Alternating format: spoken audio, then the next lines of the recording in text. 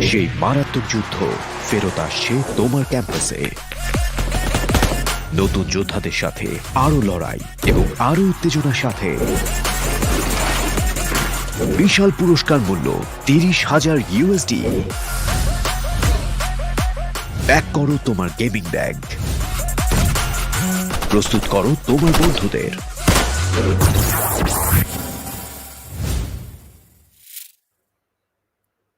What is up, ladies and gentlemen? Once again, welcome back to the PUBG Mobile Bangladesh Campus Championship 2021, brought to you by the Oppo F19 Pro. My name is Varun John. Joining me, it is going to be Fixes right here alongside. And today, I mean, we will have the last set of teams moving forward, the last set of teams playing.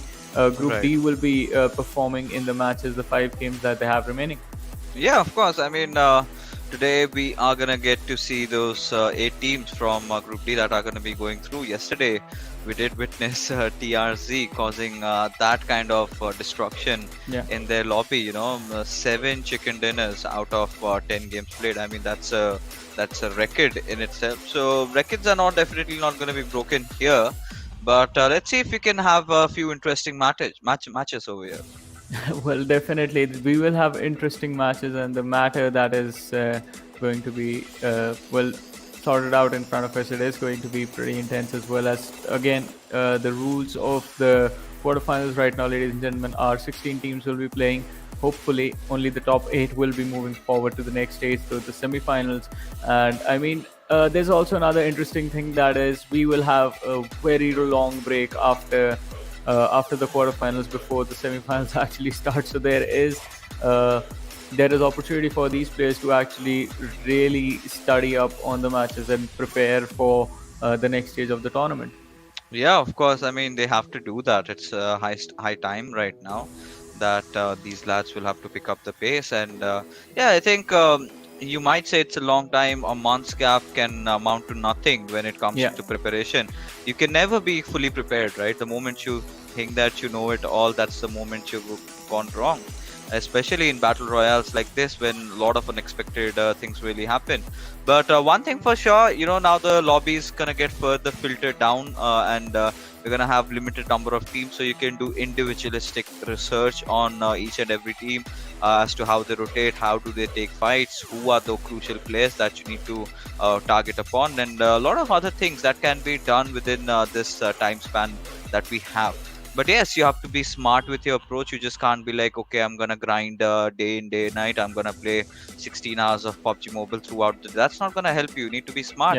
You need to know which are the drills that you need to do, how many scrimmages you need to play. Well, definitely, and that is what it is about, the focused practice, right? You find out what you're lacking on and then end up working upon that.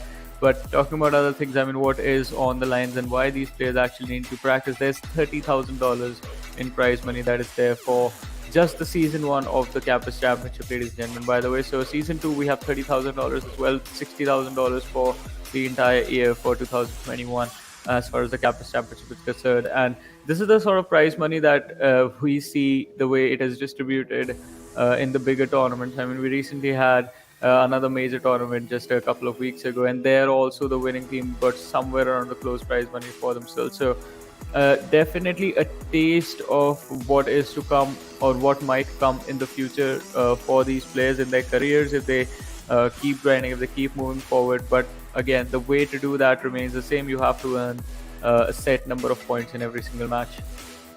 Yeah, of course, you need to get those points to sort of kind of amass them, and then get a good position in the overall leaderboard. So yeah, pretty standard. We have seen this happening since quite some time, almost about let's say 8 to 10 months right now that we are using this points table, and it has worked out really well, to be honest. But there has to be the time where the changes are going to be coming. So maybe in the future tournaments we get to see a new points structure. But here are the squads in front of us. So Static Tribe, NRZ and Exentric Infinity are the 2 invited teams that we have. Yeah, definitely. And this was one group which was exciting because of the fact that the invited teams were actually being really, really challenged by the teams that had qualified. So one of the teams was BGZ, who were doing really well. NRZ, they have two teams, by the way, over here. The static electricity NRC and then the normal NRG as well. IPG Electrify is another interesting name. EC4 Legend. So Team GG. So lot of interesting teams, and the competition I feel like in Group D is a lot closer in itself if you compare it to other groups like Group A or Group B, where we had a clear domination. Group C, where it was just a TRZ just dominating everyone else. So this group.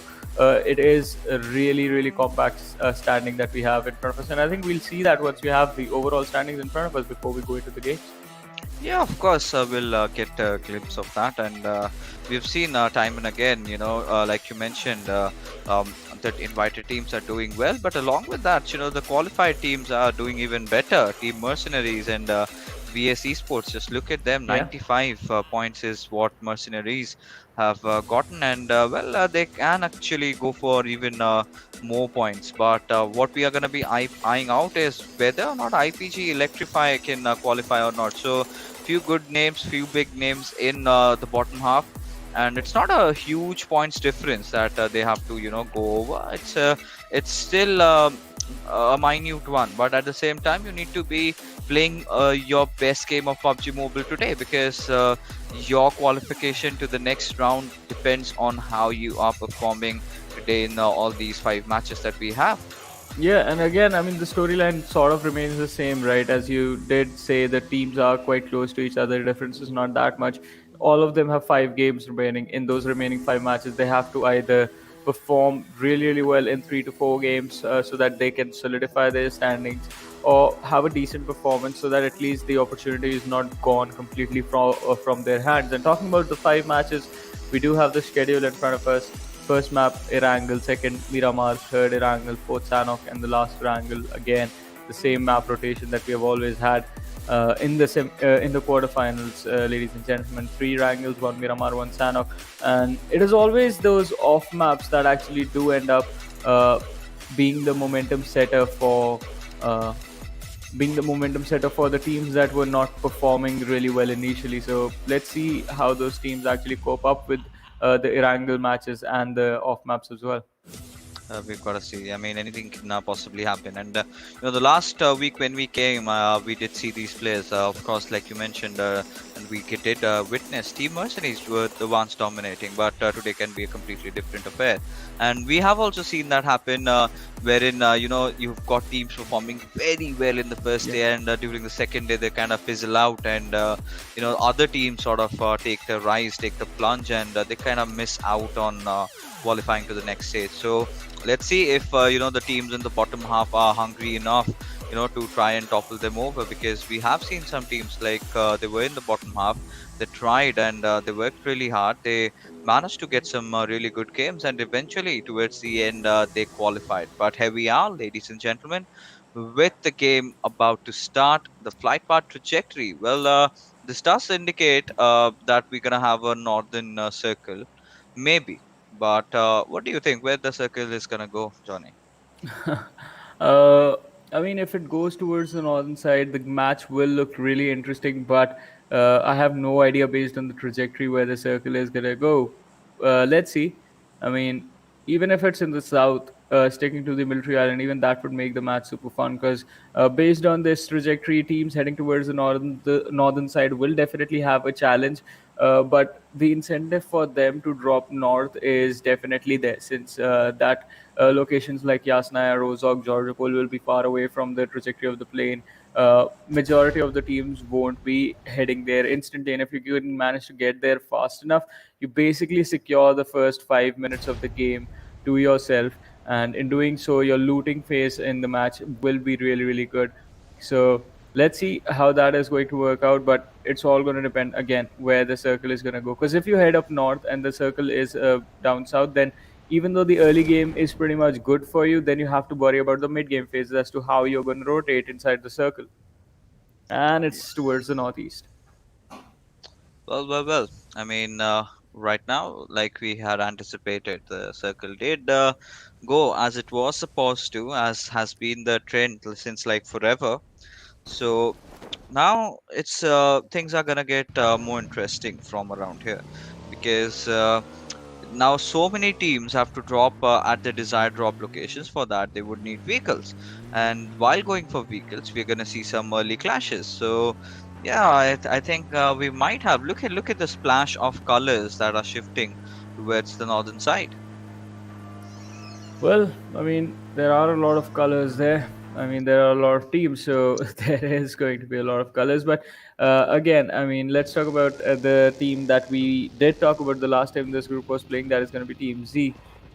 Associated with Venom Legends have had a few decent performances, but the way this team plays, it's like Venom Legends from last year. It's not the same sort of aggressive team that we do see in front of us right now. It's the first rendition of the squad that we ever saw in a competitive match, where they would drop towards Lipovka and Milta and have, well, they would take a really slow approach to the game, always going for those late rotations. But look at this. So NRZST actually do go towards Yasnaya Poliana, and since that's the location, that's one of the major locations inside the circle right now, that's up north, and the trajectory of the plane path was south.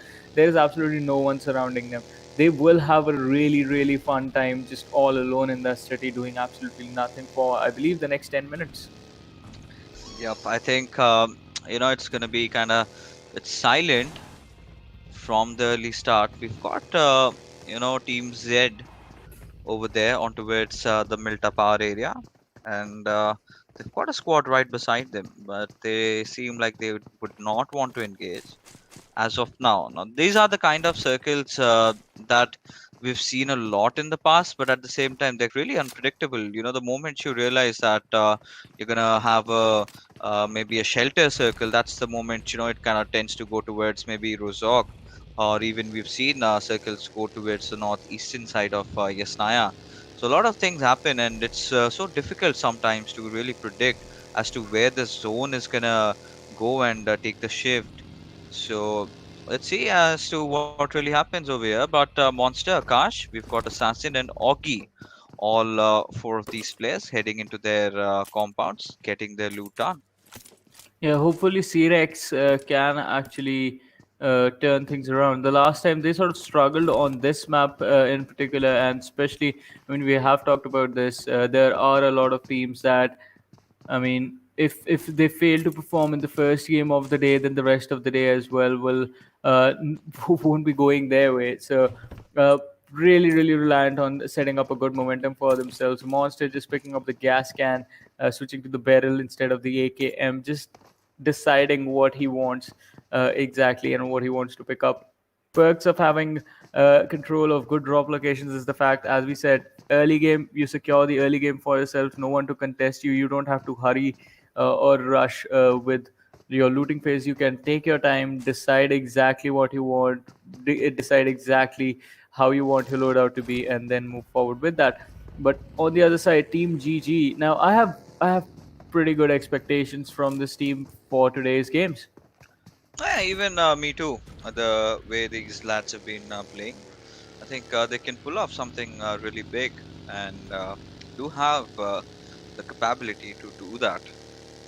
But right now, they're enjoying their own sweet time, just traversing around the map, looting whatever they possibly can. By the looks of it, do not really have a lot of meds though. Need quite a lot of them, like at least two on the minimum side. They Yeah. haven't got even a single first aid. So just playing around with bandages, it's going to be so tough to kind of patch yourself up 100% during the fights. Can't really do that with the band-aids. But now let's see if they are just gonna hold a compound or gonna loot a few buildings here and there. But apparently going for the vehicles is a decision that I absolutely like. Well, yeah, it is a decision that can protect them as well. I mean, they might just have to skip out on one player if someone ends up getting knocked out, but at least the entire squad won't get wiped out in just one single blow. So it's sort of like having an extra insurance policy for the team that is going to keep them safe. But let's see what the game plan for the team is going to look like for the late game stages. So far, we haven't had a single fight. Also, there is there are 60 players in the lobby right now, so I assume there will be a couple of three player rosters that will be playing. Uh, we'll find out which those teams are soon. Yep, we certainly will. And right now, well, team CR again at these lads, just trying to search for any kind of first aid left and right. Well, too much in the open. That's Augie for you, and might get picked off. But we have the boys from XB, Agent 47, Mr. Havin, and Principal. So they are, of course, looting around the apartment and school compounds. So they must be having a good amount of loot. I mean, at least decent, I must say, from this entire area. And they're sticking to stay over here for a few moments because of course, the zone hasn't really shifted. There's no need to just hover around without any reason. Yeah, going and finding the vehicles, that is one thing you can, of course, try to do. But Mr. Heaven, he is taking so much risks out there. Walking off in the middle of the road, heading towards maybe the enemy lines, which he doesn't know. And we do know there's no one in front of him, but still, he's unaware of that. Imagine him just going in and finding a squad and get taken down.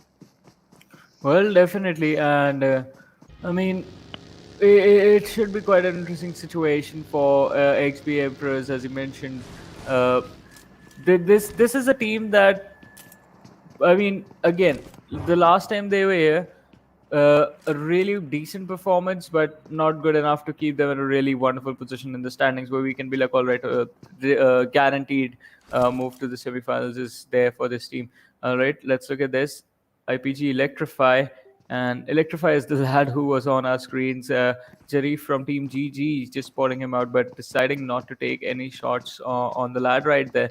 Also, the blue zone is closing, and these players are already inside the circle, so no incentive to force the fight right there. But again, where is the next shift going to be? Right now, a pretty central shift, so no one is going to be trouble. There is an early collision that can happen between BGZ and Mactavish, I believe, is the team right there. Or towards the east of the Potato Hill and west of Shelter, so between Potato Hill and Shelter. And yes, a fight has broken out in that direction. Apart from that, Team GG, IPG Electrify, that is going to be an early game fight as well. Yep. And now, so you've got circle shrinking, and it's kind of an even shift, to be honest, something that we did anticipate. And I really like the position of CREX, right? So just towards the southwest is where I'm really predicting the circle might go. So let's see. But in the meanwhile, Team CSR, they've got that dip, the place which I usually call the dip of death, because I have seen a lot of teams dying. Be it BTR, be it RRQ, big names, you just call it. This place is a dead area. Reason being, of course, once you get surrounded by teams, you've got no escape. The vehicles can't save you for long because you are going to be susceptible to a lot of nade barrages. So, yeah, overall, few teams like this spot. I do have different thoughts about it. Well, I mean, yeah, I agree with you, but Fags is seeing an opportunity, and he is just going for the shots right there. On the other side, I mean, there are a lot of teams present out in the open. We do have another squad present towards the. I believe that's the northeast relative to the angle that we have right here for all the players of TM, Osman and the other lads from squad of VS. So they have to be extra careful. But CSR, they're still running out in the open. I don't understand this approach. They are using the ridges quite nicely, but this is not safe. Yep, not at all. I mean, the way their vehicles are burning, but there you have it. Tashin just going with the spray, but it's going to be a different fight as NRC. They find themselves in a scuffle over there as they are going after post scrims.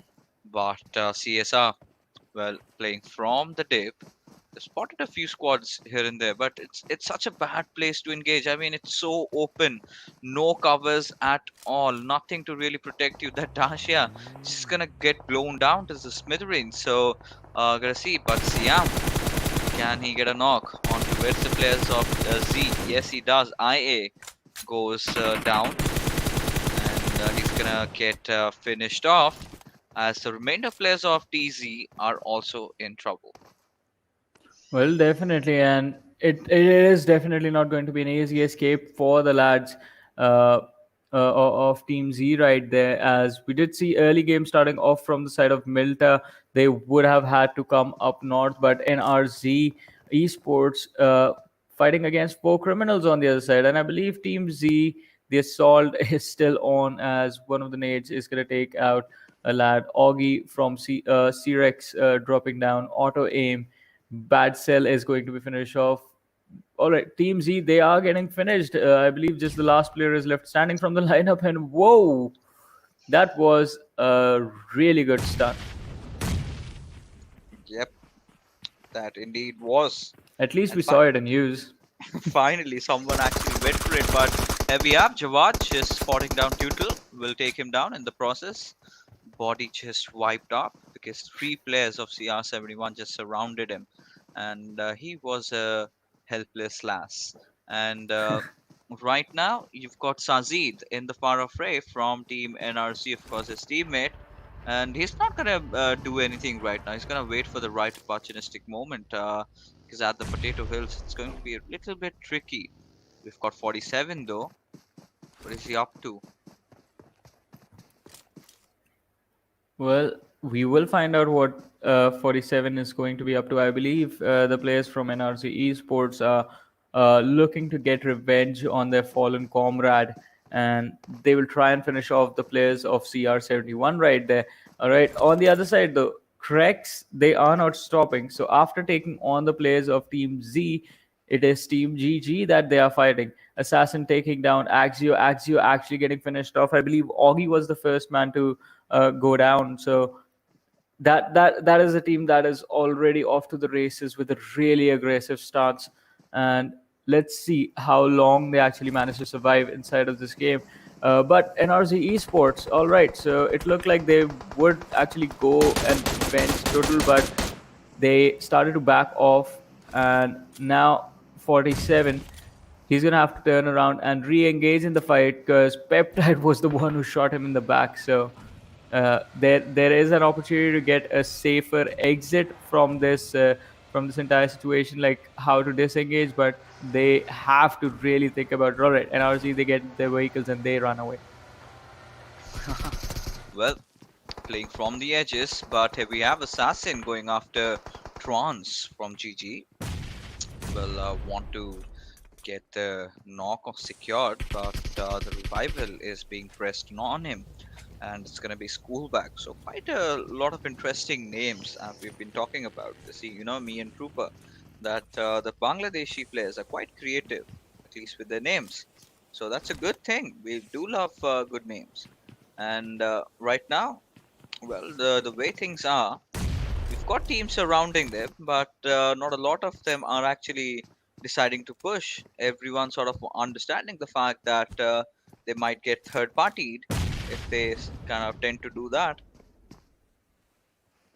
Well, definitely. And I mean, the possibility of third party is always going to be there, but it is the team that will be responsible for third partying the fight. The pressure should be on them because yesterday we saw an amazing display of how you exactly do that by the players of PT4UI. So you have to wait when the fight actually. Wait for the fight between the two squads to end, and Trans just walking into the fire, burning alive. Will lose a massive chunk of his HP, but his teammate is right there who is safe. Also, he did not get knocked out, so Assassin won't be able to assassinate him yet. The three players from Team GG are still holding on to this house. They are being patient, not really forcing the entire situation. And CSR is holding on to the inside of the circle as well. But on the other side, Mactavish taking a fight against TN, I believe. Yep, and we do know how deadly these lads are, the leaders. Team Mercenaries, and we've seen Osman now pull off wonderful things in the past. Can he be able to repeat the same? That's the big question. And well, we've got CREX finally ramming in, finally getting serious about this fight as they kind of wrap things up over there, just waiting for Assassin to, lob a few grenades, maybe get that first knock onto towards the players of GG. Now, once that happens, that is where this team is gonna push in. But at the same time, I expect some retaliation from Team GG, and there you go, school back, lobbing the grenade. I mean, that's a pre-nade, and that was well connected. And school back just blowing up the vehicles, ensuring that if the player would have been behind, it would have just exploded. But no, that's not the case. The revival has finally been given. They are hiding inside the washroom, but is Coolback gonna go in? That's a smoke grenade. They haven't really flinched at all, sort of giving them that escape route. And maybe Schoolback's this decision is gonna haunt him down, maybe later inside the game. Yeah, I agree with that. Smoking the door right there could have backfired really, really badly, and now the smoke off the outside as well. At least their plan does work out since Trans manages to find a flank behind the house and does finish off that individual right there. But here comes the third party. There is another squad, not a squad. I believe that's just the last player from Team Z that is rotating around the area. So he might just be able to collect a few kill points from this entire scuffle. But no, that is not going to happen. Schoolbag runs in, indoors, finishes off Monster right here. And CREX, this fight is gone out of their hands. I believe Assassin is the last player surviving. Outside the window, takes a few shots, down to 40% HP. Trans going for the hunt, 1v3 situation. Assassin goes for the drop shots, and well, the players of Team GG are basically pretty happy to tell the lad to just stay down. Yup, and well, quite an interesting fight is what we got to witness over there. You've got CSR with 4 kills already, and looking to get a few more, but Careless will put a halt on that as he's lobbed that grenade perfectly onto the scene, ensuring him he gets knocked out. Now you've got Careless, alright, he spots the players of CSR quite out in the open, and he's not the one careless over here, right? He's the one, in fact, doing so much. So that's a really good thing that's happening. Well, definitely, and it's an amazing thing, in fact. But the teams will have to be extra careful while they move forward inside of the match. Because look at this. I mean, people are getting knocked out of nowhere. Oh, Careless. That could have been amazing. I think he just connected that. Yes, that's Wait, a bolt did he? action. Oh, Yep, wow. that's a headshot. That was impressive then. Wow, I mean, that was so crispy. That was so neat. And Seth is just applying that extra bit of a pressure onto the players of VS Esports, CSR, the boys, the last player surviving. Seth dropping off the smoke behind, trying to keep the players confused of where his location exactly is. So that's there. Let's see what they're up to. Seth and Stranger and Careless. Going to be an interesting fight.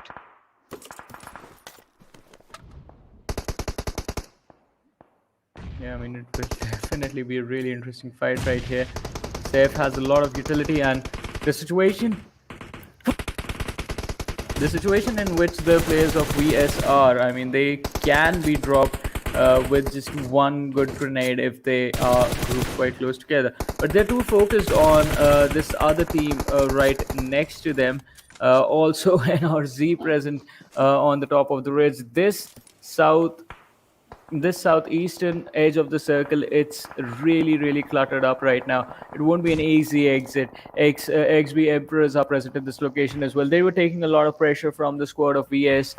2 players were knocked out, but now they have been revived. Let's see if the squad can be wiped out. Yep, it certainly can. And just gotta wait things out. And oh, Fahim is gonna peek out. Gonna take a few shots onto the car. Just barely misses. Got Mr. Heaven. Oh, gets knocked by Careless from the far off prey.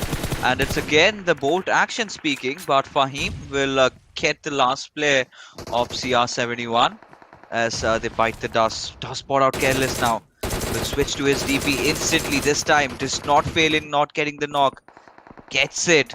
And would want to get the secure, but before that, a beautiful nade coming in from Saif, taking down both the players. Now, what is happening, Johnny? Well, I have no idea as to how these fights are taken. Uh, well, I did talk about this. I mean, say if the players of VS were close together, they will get punished. That's the problem with sticking around. A lot of things become much easier for our opponents to actually pull off, like transferring sprays from one guy to the next, or just taking down multiple people with just one grenade or one Molotov damaging multiple players. So that's the problem with being grouped together quite close. That is why players, when fighting out in the open, they decide to take positions a little bit far away from each other so they can cover multiple angles and not risk getting taken out just like that. But talking about getting taken out, I believe NRZ just got taken out, and by that I mean the entire squad getting eliminated, as we are down to 8 teams, 16 players, so an average of 2 players per team. XP Empress, Agent 47, will he make it? 1 HP, and oh, Fahim from the side of VF actually gets the finish. But in all this chaos, Saif is actually still alive. Yep, I mean, I'm rather surprised. How is this man doing that? But you know, his contribution has been so much. You know, staying alive, getting those knocks with those nades. Yeah, the revivals did come in, but he is playing out of his mind right now. And considering this circle has, you know, really started shrinking, and you've got that road, and then, you know, suppose it goes towards some other side. So the team on the left hand side will have to kind of have a lot of trouble trying to get to the right, and vice versa. So gonna get really tricky, but Saif does spot out one player, almost putting him down to red HP, because his teammate right now, Demon, is coming on towards him, will finally go with the kill, and Saif will be a falling short. But either way, still 6 teams alive, 14 players. Who do you think is gonna get this one, Johnny? Well, I have no idea. I mean, the man advantage is there. I believe with squad number 11, they still have 3 players left. That is Exentric Infinity, and that is one of the teams that was invited. So I do expect them to actually prove their mettle and secure the chicken dinner.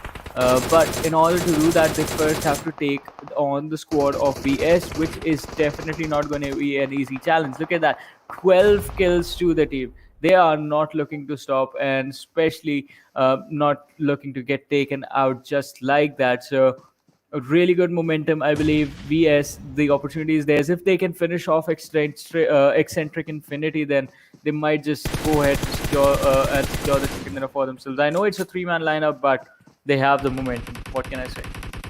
Yep, they do. And Team VS, I mean, the way they've been playing, 12 kills already, wouldn't really be surprised if they get the chicken dinner over here. And right now, all they want to do is try to get inside the circle. But Demon finally putting the nail in the coffin for the players of GG's. Pulled back, falls down.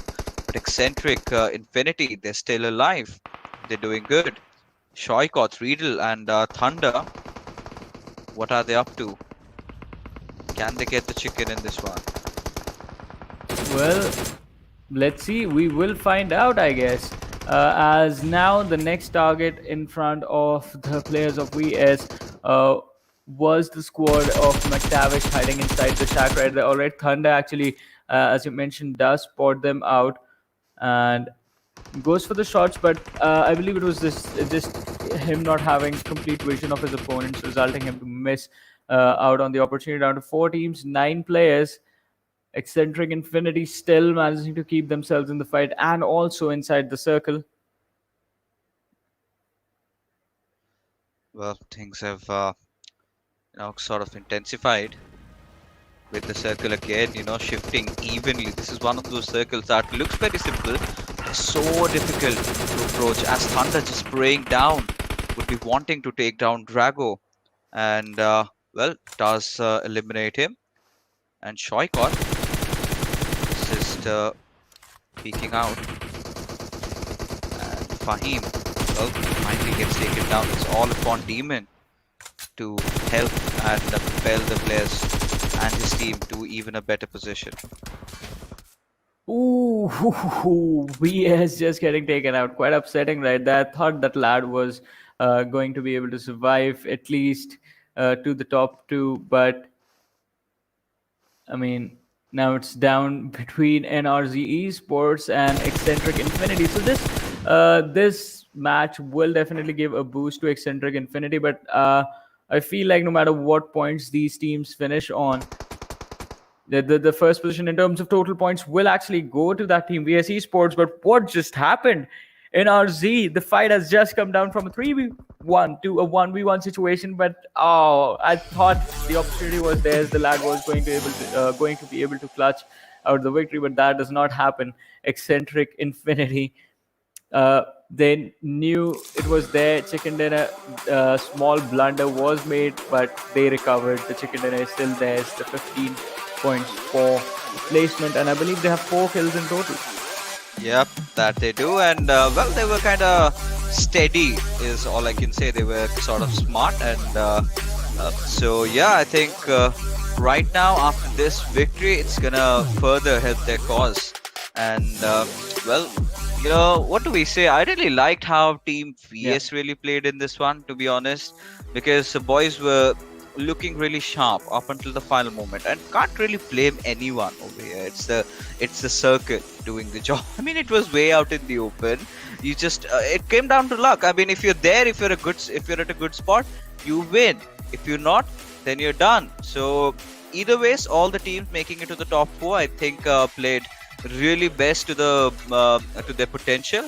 Can't really ask for more, to be honest. I agree with you. I mean, can't really ask for more. And also, yes, the teams did play the best to their potential, but VSeSports, they realized, all right, we can't take on this circle. We have to go a little aggressive to secure points one way or the other. And they just started fighting. It all started with them sort of being pinned down by 2 teams in that shack, and then they just absolutely went on to destroy every single team that they saw.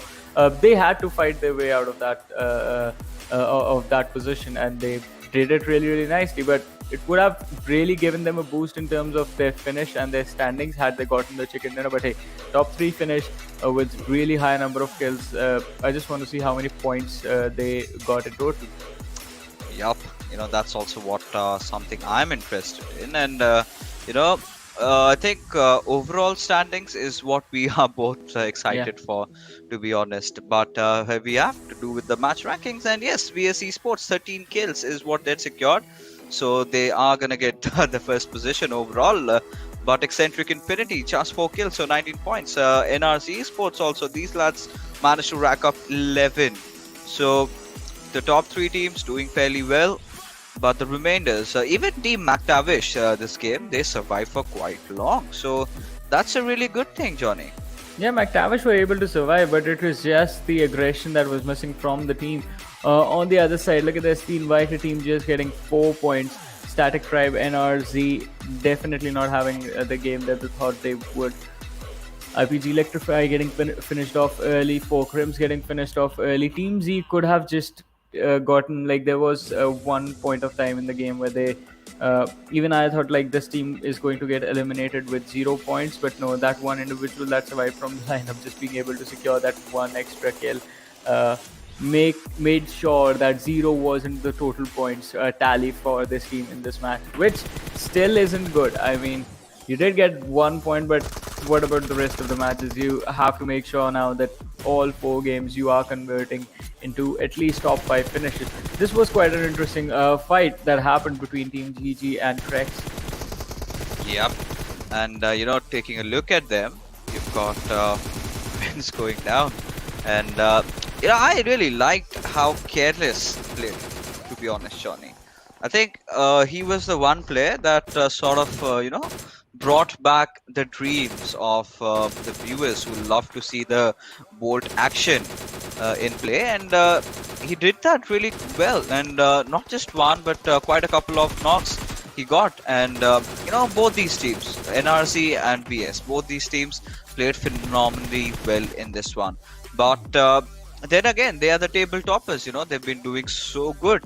And Exentric Infinity, I think they needed this chicken dinner more than ever, because this is this team, right? We have seen them in the past. They do have the capacity to go and get big kills, but they would not be consistent.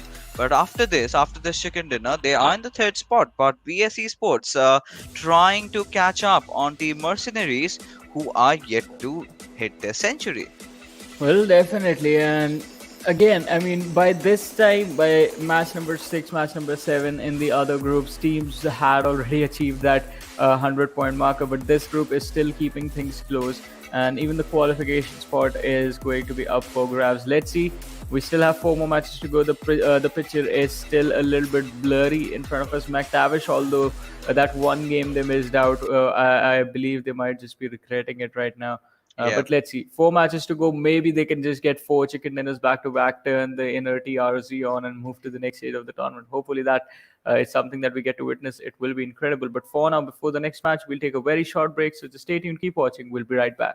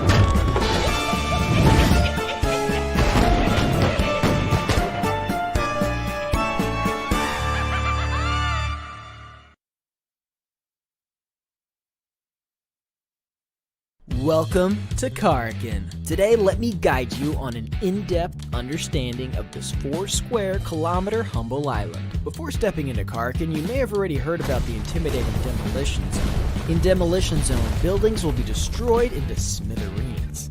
But rest assured that today's tour will be a safe one. Karakin might be a small island, but the textile industry of the island works as a crucial financial support for the entire island. Our first attraction is Al Haik. Al Haik is a medium-scale town, and people who lived here refine pigments for a living. Then those pigments will be sent to Hadika Nemo for dyeing. Skyscrapers are scarce in Al Haik. Compared to other urban areas, there are fewer visitors here, which makes looting easier. It's a perfect choice for a team of 4 in search of adequate equipment supplies. We'll be walking by the sea, and our next attraction will be Hadika Nemo, which serves as the port of importing raw materials of Karakin. Imported textiles are dyed in vats filled with multiple colors and distributed to the factories. If you want to choose this place as your landing spot, then it's recommended that 1 to 2 players in your team land in the containers area, as they can easily find combat supplies here, and head to the city to support their teammates. In the middle of our journey to Al Habar, we'll be passing by an enclosed warehouse. You will need to use sticky bomb to blast the walls that look less solid to get in. There's always something nice in here. But be careful, as one might not want to hide behind those walls during combat, because those unmaintained walls can be easily penetrated with just a touch, making you susceptible to attacks from enemies and exposing you to dangers. The next stop is Al Habar, which is the largest urban area in Karakin. There are many residents, hence the numerous high-rising residences. No doubt this place will be a popular spot in the future. Our next attraction is the port city of Bar Shahir, which stores and exports goods of Karakin. This is the perfect spot to search for weapons, making it my personal favorite. Next up is the city of the West, Bashara. It was a city congested with residents, with tall buildings providing convenience in observing the surrounding movements. Just make sure not to lose your directions here. Our final destination is the cargo ship, located at the southwest corner of the map. This ship has been idle here for forever, and has already been abandoned. yet there are still goods that remained here. However, due to the gigantic size of the cargo ship and the containers, this place no doubt becomes a place to rumble. Don't you feel the excitement already just thinking of it? Besides these urban areas, Karkin also houses many such little buildings. Rumor has it that there's another passage beneath these buildings, as well as a huge space beneath Karkin. Well, it's up to you, believe them or not. Alright, your Karkin tour is now closing its curtains. Looking forward to seeing you next time.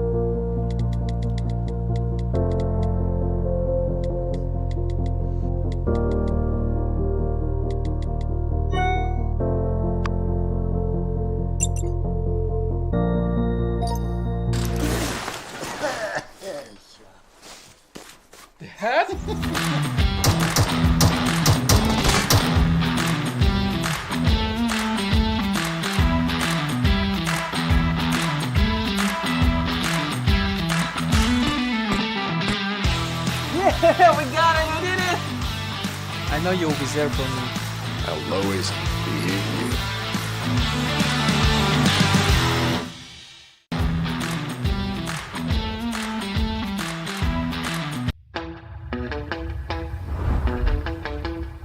Are you keeping it real?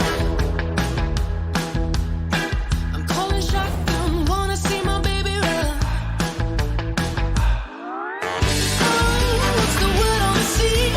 Kicking up the dust, if you know what I mean. We got a good thing going. We got a good thing going on.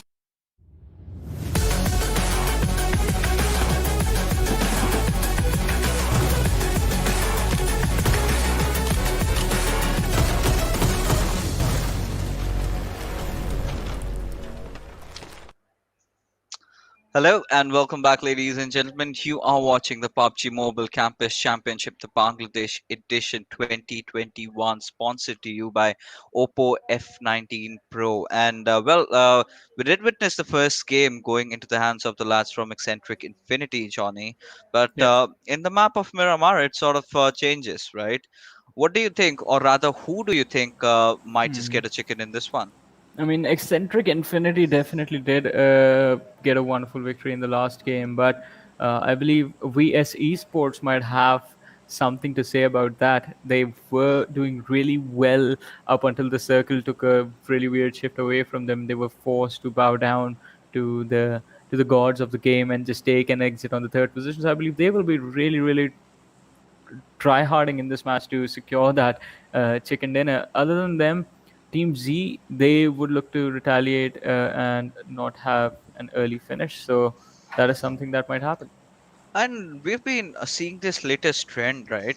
Going the circle going towards the southern side a lot these days. So this is again one of those circles where we can witness that to happen. But I still believe, somewhere in the corner of my heart that maybe the circle might just be a center one.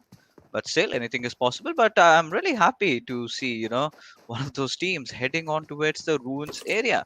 Now, that has definitely been changed after we had the Miramar 2.0 few areas being worked out on, and have to see where the circle is gonna go. And this time, all right, so towards the western side, so power grid, definitely one of the areas that we're talking in contention.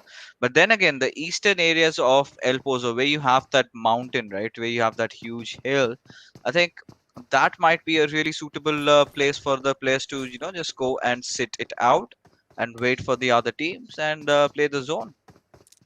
Well, definitely. That might be a strategy that uh, could be running through the heads of these players, but it it should be quite interesting to see how the approach is being made. Although on the other side, I mean, talk about sitting out of the circle right now. Look at Porto Palacio. Have you ever seen two teams head to Puerto Parasio. That drop location is something that we always talk about, is an off drop of sorts. If you feel like you're not having good early game in the other matches, you're going to take it slow. You're going to drop towards Puerto Parasio and then have, a slower approach to the game. This time, two teams are present in that location, so I expect an early fight over there. Yep, that we do. So NRC right beside a team over here, and that's gonna be IPG Electrify. So I have to see as to how these lads are gonna perform. So considering the circumstances, they're still taking their time. Yeah. Puerto Paraiso, on the other hand, that is also sort of filled up. But look at Yeah. Viscott. Do you see any HP at all on him? There is no HP on the player. Also, by the way, Fixes, this fight is taking place in Ruins, I believe. I'm Ruins in done. Miramar. Oh, I wish First Ocean time was here ever. to witness this. It has been over a year and a half since we have really uh, gone after this location. It was so useless. Now it was made useful with the buildings being put here, and still teams refuse to go. But I guess if you're having a bad day, you're gonna give it a shot. Yeah, two teams in Ruins, two teams in Puerto Parasio. I don't know what to say about this match. Oh my goodness. How? But either ways, let's see. IP Electrify. What are they up to against a team like NRZ? I mean, this is a big team, and you see Robo6 already going after 47, finishing him off, and IP Electrify. They desperately need these points because then again, NRZ is one of the teams that is comfortable in the point standings, but IP Electrify are the ones who need to get themselves at least to the 8th spot right now, still lingering around that ninth, and it's not gonna help them if they kind of take an early exit in this map.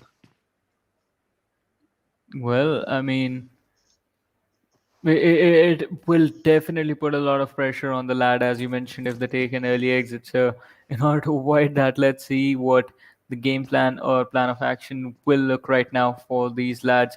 I believe NRZ, they're trying to find a way to disengage against the players, disengage this fight against these players of IPG Electrify.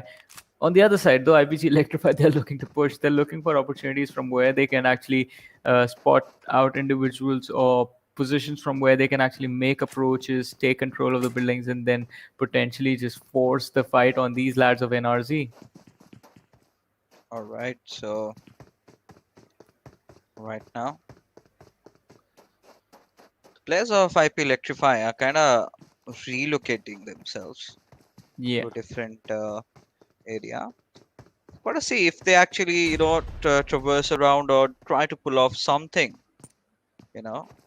before they can just get on. But it's silence. It's silence, and the worst part is, imagine dropping off at Ruins and then being contested by one of the best teams in the lobby. So it's kind of a nightmare, but they've got to deal with it. And the pressure, in fact, the onus is on the players of IP Electrify only because, well, NRZ Sports, let's be honest, even if they die over here, they can still handle that, right? But the same cannot be said for these lads, so they have to be very cautious with their approach. Well, definitely, and it will always be the cautious approach, the extra caution that you take that keeps you alive in the game. But all right, I guess the approach was an approach, in fact, was made by the players of NRZ. But do the players of IPG realize that that squad is gone? They left. I think they do. I think. Well, that's what we are here for. But Team Mactavish and Exentric Infinity just beside each other, nothing really happening. Either ways, we've got BGZ and Team VS. Maybe might lock horns against each other. Team Mercenaries this time they've dropped at Picado, so they're gonna have a rather easier route rotating if they can take over a power grid. So it's definitely gonna help their cause. But regardless, yet to see some fights to break out. Well, yeah. I mean, it will be a while before the fights actually break out in this matchup. And apart from that one individual player being picked off, I believe we are gonna have to wait another 7 to 8 minutes uh, before the game sort of commences into the aggressive part of the match. This is Miramar. The teams, if they fight out in the open mid rotations, then they will be forced to complete the fight. Otherwise, at any given time, we just witness what happens. I mean, you hold on, you delay things too much, and your opponents will find a way to get away, which is something that I believe some of the squads never want. Oh, Panda just showcasing his maneuverability over there.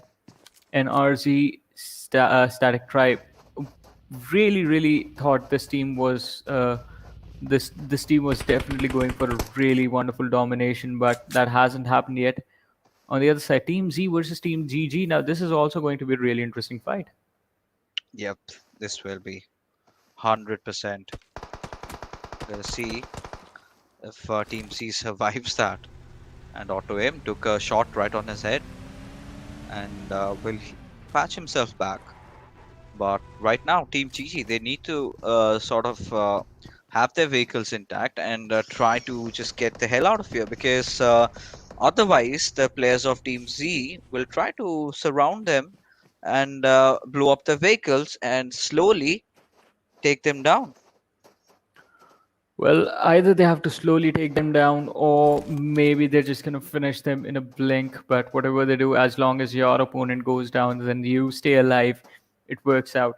But talking about the circle, the shift towards the San Martin, Power Grid, Picardo area, you mentioned those locations as well. The high ground, especially towards the north, between Power Grid and Picardo, that actually can be a really wonderful position. I mean, you will have clear vision of the southern side of the circle, so you might be able to gatekeep any teams entering from that position, either from the south or from the southeast. You should be comfortable taking those fights, and then if you can stay alive long enough, maybe the circle either moves on you, or you can actually have a wonderful time rotating north as well if you just cleared out your back. So let's see if any team is actually going to move into that location and how the teams are going to take this approach. One approach is just being displayed by the team of Team Z. So Team GG actually knocked out one of their lads, and Team Z's approach to that was just get a revive and get out. They are looking to fall back from the fight. Yep, I think that's a suitable one though. Now, I like it that Team GG is actually trying to fight back, try to apply that extra bit of pressure, get a knock, maybe force the players to go into hiding for a revive, and then maybe try to, escape. I think that would be really fun for these lads. But here we are in a different fight at a different location where we've got Ogi just blowing up the vehicle of whole L. Arrow and Shoykot from Exentric Infinity. He's also got a kill of his own. So kills finally starting to happen inside the lobby, and it's not that silent anymore. Well, yeah, it's not that silent. Blood is being shed, bullets are being fired, but which is going to be the first team to take an exit? That is still the question that we are asking. CREX, they are definitely not looking good with 800 meters to go for the circle before they find safety. And look at this. What has happened in this fight? So, Team Z, they somehow have managed to get one of their players behind enemy lines. It's a 3-1 split right now. 3 players on the high ground, one guy on the flat surface, and now Team GG are completely pinned down in that compound in the center.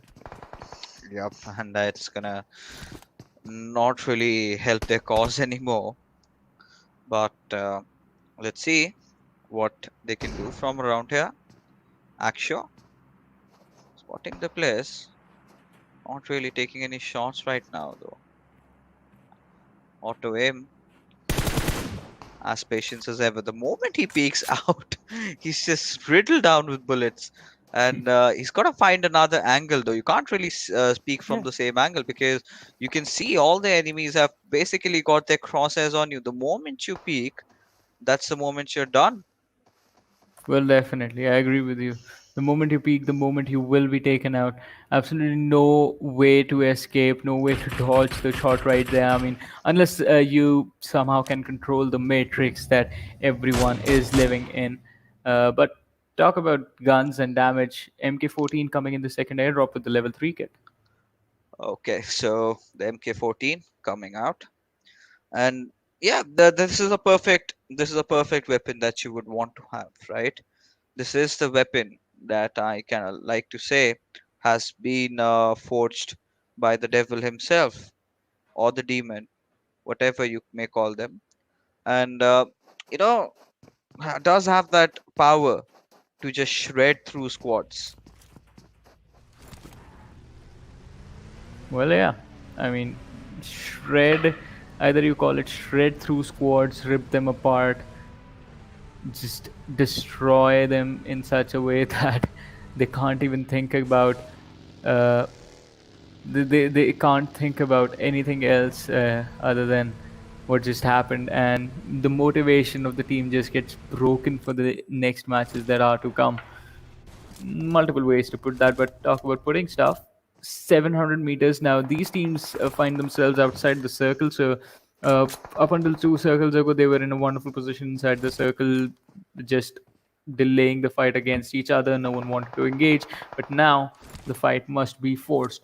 And Ahe from Team Z will actually take a lot of pressure since Team GG have to move in his direction, and his teammates from the high ground will try their level best to provide some cover fire. But there is CREX in the backlines as well. So if this individual gets spotted out, two things will happen. First, he will get taken out, he will get finished. Also, Team Z will be brought down to just 3 players. All right. So XP Empress, they've got 3 players. On a day like this, you would want your whole squad. When it comes down to your survival, 3 players is definitely not with how you want to proceed, and certainly not gonna encourage that. But Team GG finally still being alive, kicking up, and now just waiting, to move away inside the circle. Now the circle, like we had absolutely, precisely predicted, has gone towards that hilly area we were talking about. Now, Team Mercenaries do have a really good spot. Now, if they sort of play their cards right, we might see them going up against NRZ Stitches, right? So that is the fight that we can happen. We've also got XP Emperors in the nearby fray. A lot of teams rotating rather from the southeastern side. We've got to see if VS actually makes it inside the zone. Well, definitely, and making it inside of the zone does not just mean that your job is done. Then you have to worry about what is going to happen to the center of the circle. If you're going to try and play the center, if you have to play the edge, which edge you're going to decide to play. Right now, the northwestern and the northeastern edges are just taken over, so no opportunity over there. And the circle moves towards the center, the northwestern side of San Martin, the western side of Hacienda del Patron. It won't be an easy fight. There are mountains right in the middle of the circle right now. Those mountains will be the highest priority for the players that are inside this game, and this is just turned into a literal king of the hill situation the entire match. Yep, and well, I'll be surprised though. It's Miramar at the end of the day. And now, the players of Mactavish. You've got Himmel and 9 Star. Both these players alive. Well, they do spot out freezing. Just rattle him down with bullets. Does take some damage over there, but still alive. But I really want to see what happened to the vehicle. There you go. It's blown up. And, well, that was a Mirado. That does happen to the Mirado. We've seen that happen multiple times. But, alright. Just spraying, just tapping the bullets through those windows, anticipating him to kind of be revealing himself from some or the other angle. Now has kind of retreated, knows that he's got into cover, but he'll still wait for the right moment, for the right opportunistic time to shine.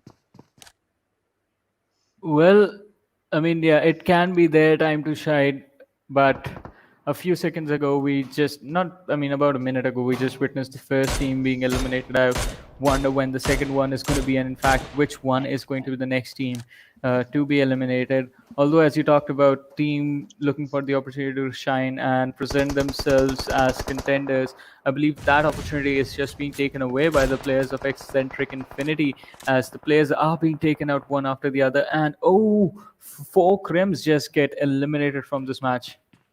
All right, so not really going their way, and Team VS continuing their domination over here, getting a few kills for them. And now, after the fourth circle ends, we are going to be witnessing the majority of the fights break out.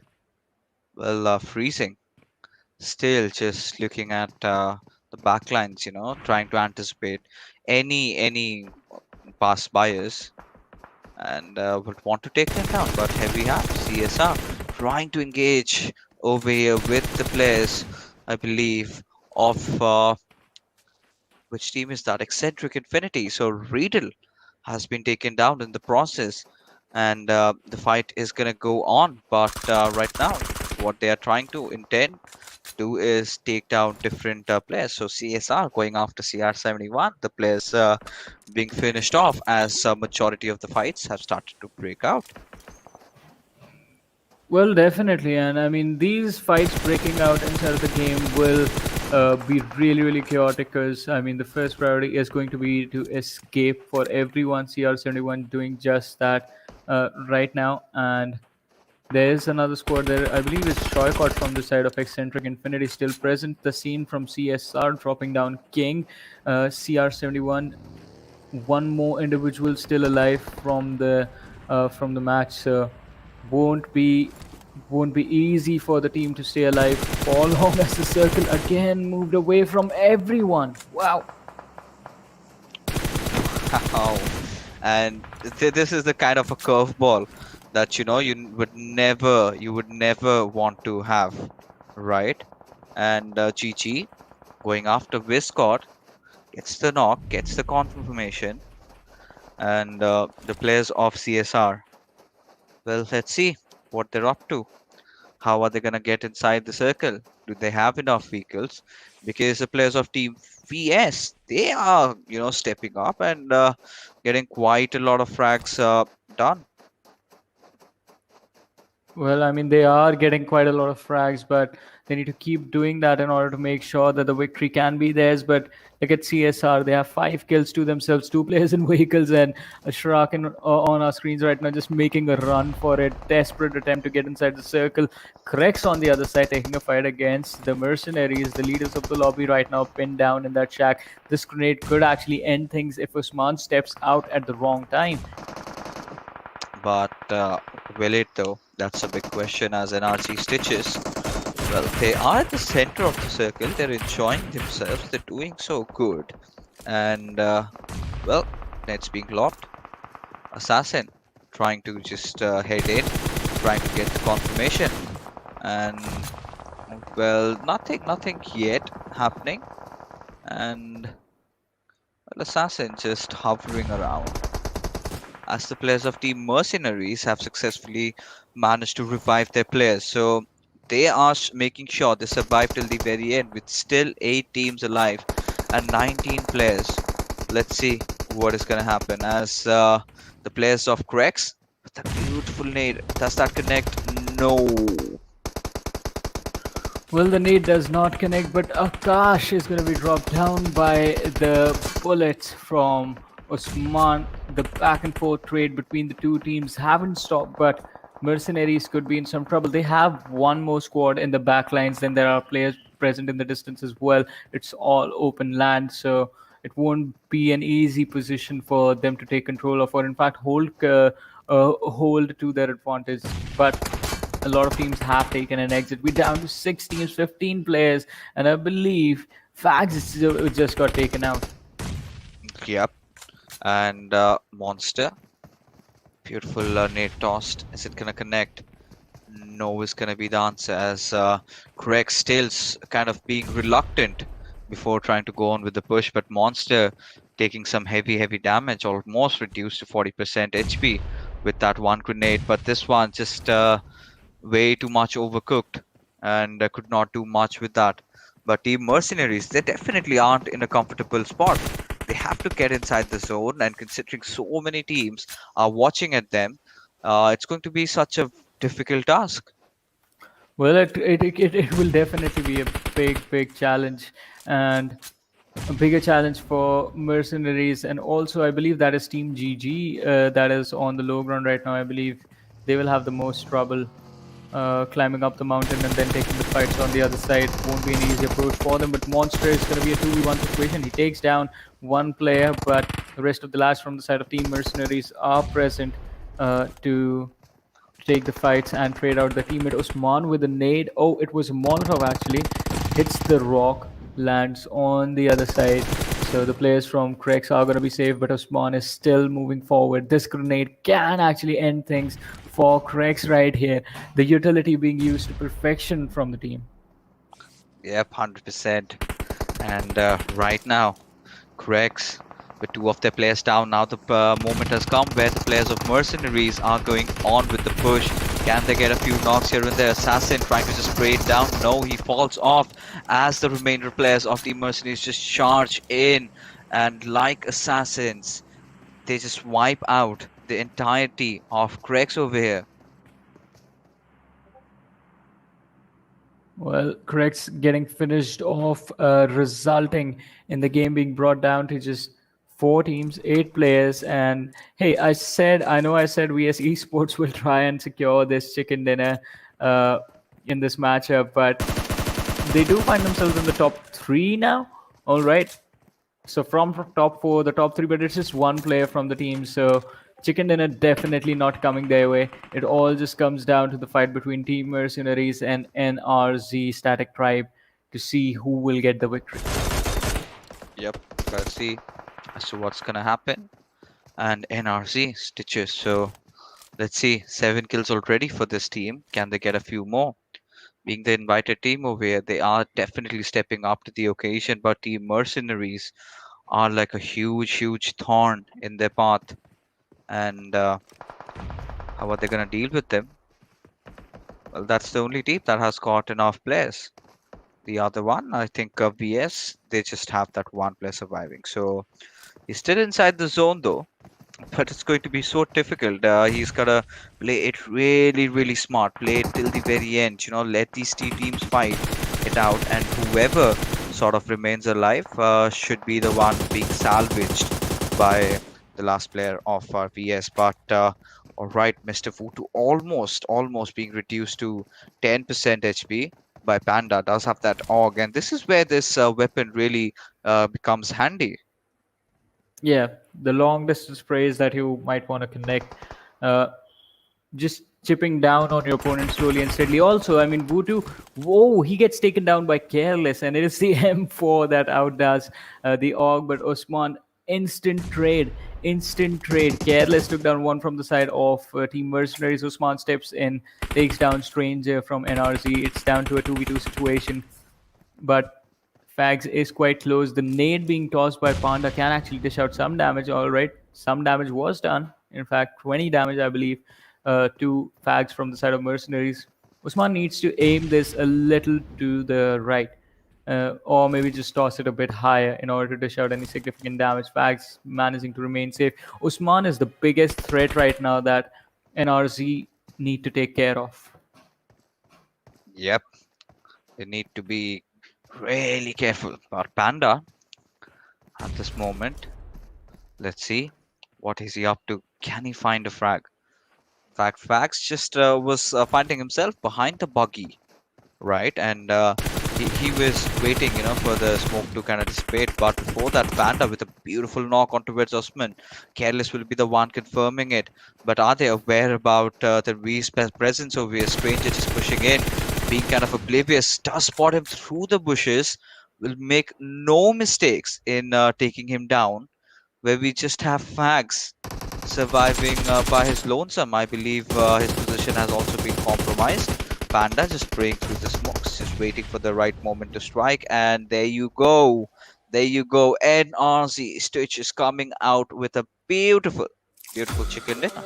Yeah, beautiful chicken dinner, and that is definitely going to solidify their standings in the top 8. Will bring them, I believe, in the top 5 after this game. But let's see what sort of a difference does Team Mercenaries bring for themselves, because they were also in really good position. And talking about other teams, quite a really wonderful, consistent performance, I have to say, from VS Esports. 2 matches back to back with top 3 finishes. Yep, and I think they're a top tier team, right? We by now at least we have sort of kind of accepted. We both have acknowledged them that they are going to the next round. But how are they going to perform in the semis? Because we've casted all the remainder of the groups, right? And they've all been so amazing, and of course these lads also are.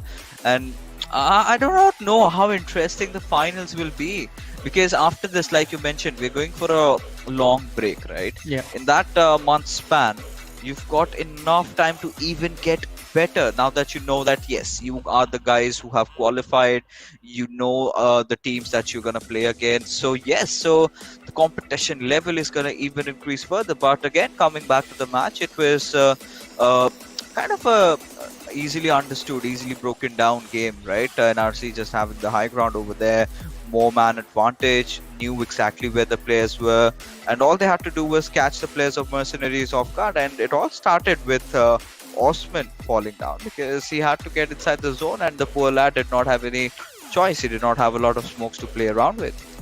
Yeah, definitely. I mean, starting off with just one player stuck in a really tricky situation, but that was the reason. I won't call it a bad position, was because Osman also he was the only opportunity with only player in the position, so that he could actually trade out players with the players of NRZ.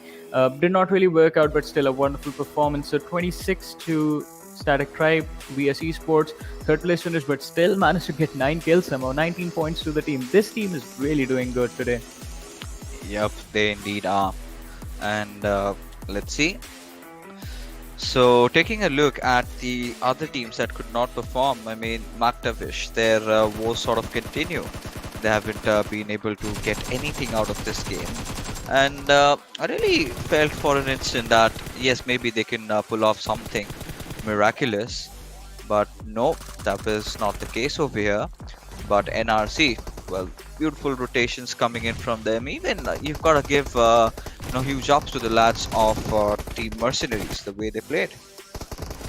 Well, definitely. And Team Mercenaries, I mean, day one, they looked really, really good. Day 2, first game, well, didn't really go their way, but second game, they proved as to why they are sitting on the first position.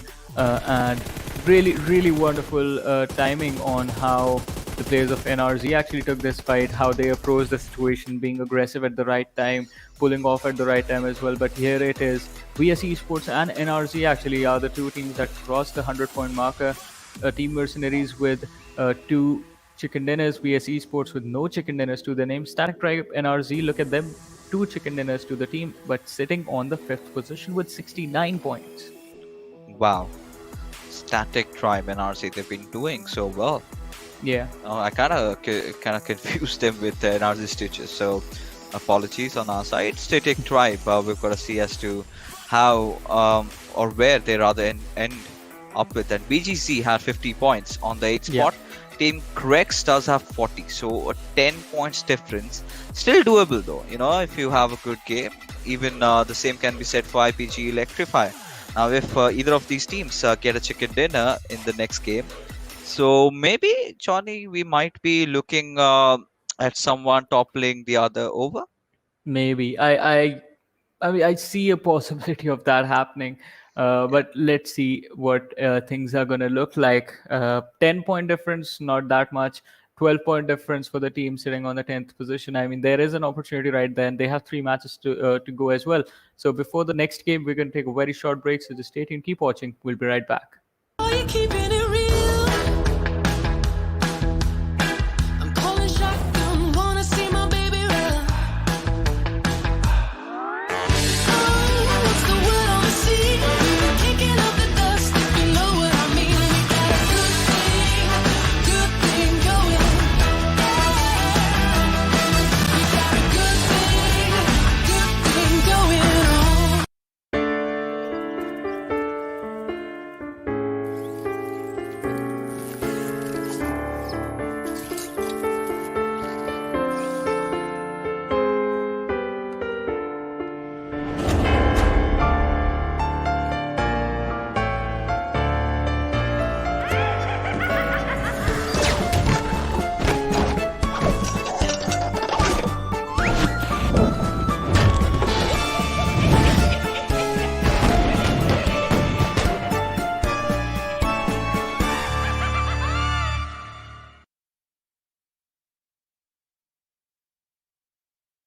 Welcome to Karkin. Today, let me guide you on an in-depth understanding of this 4 kilometer humble island. Before stepping into Karkin, you may have already heard about the intimidating Demolition Zone. In Demolition Zone, buildings will be destroyed into smithereens.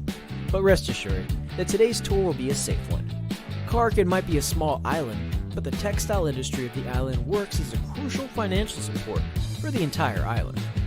Our first attraction is Al Haik. Al Haik is a medium-scale town, and people who lived here refined pigments for a living. Then those pigments will be sent to Hadika Nemo for dyeing. Skyscrapers are scarce in Al Haik. Compared to other urban areas, there are fewer visitors here, which makes looting easier. It's a perfect choice for a team of 4 in search of adequate equipment supplies. We'll be walking by the sea, and our next attraction will be Hadika Nemo, which serves as the port of importing raw materials of Karkin.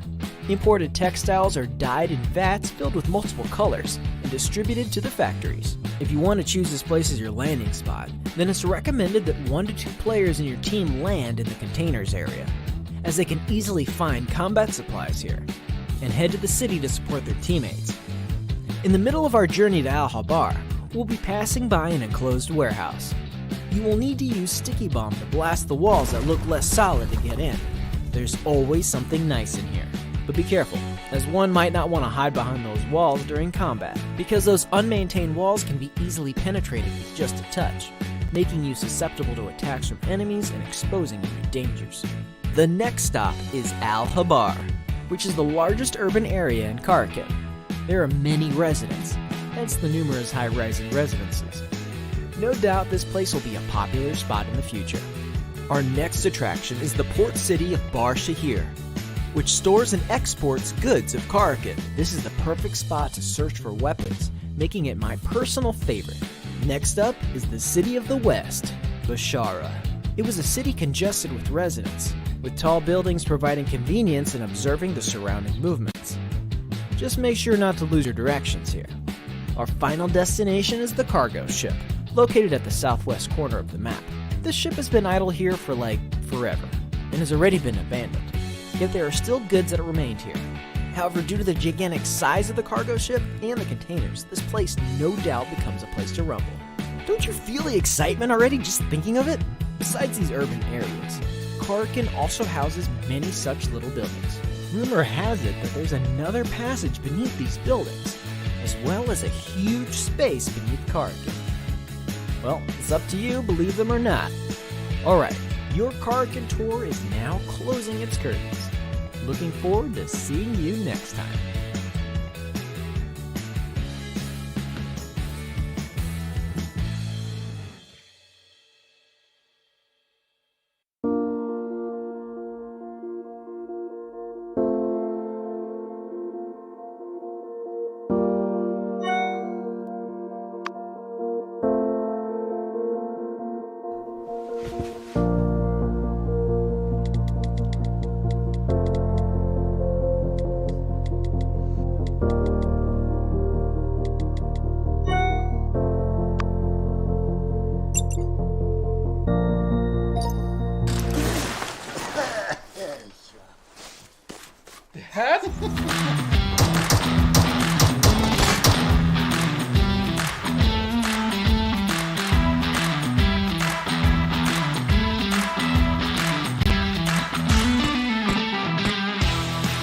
Yeah, we got it, we did it! I know you'll be there for me. I'll always be here.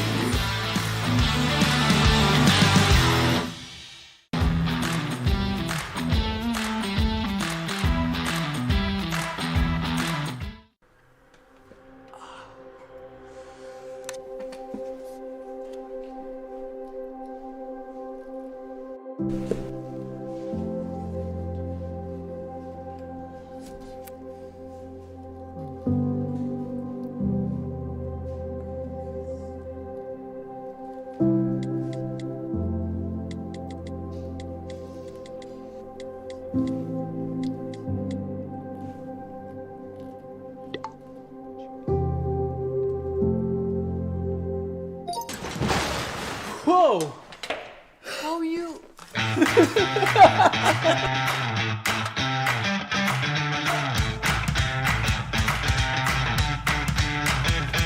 Yes!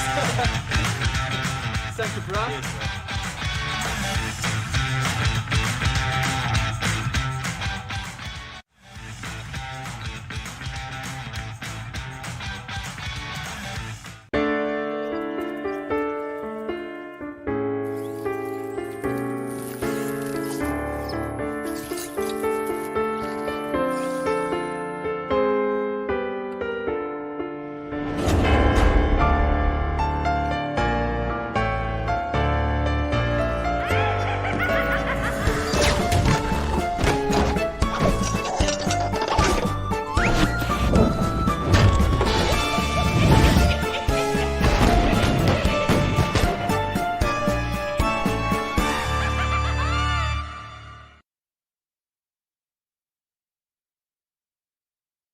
Welcome to Karkin. Today, let me guide you on an in-depth understanding of this 4-square-kilometer humble island. Before stepping into Karkin, you may have already heard about the intimidating Demolition Zone. In Demolition Zone, buildings Are you keeping it real? I'm calling shotgun, wanna see my baby run. Oh, what's the word on the sea? Kicking up the dust, you know what I mean. We got a good thing going. We got a good thing going on.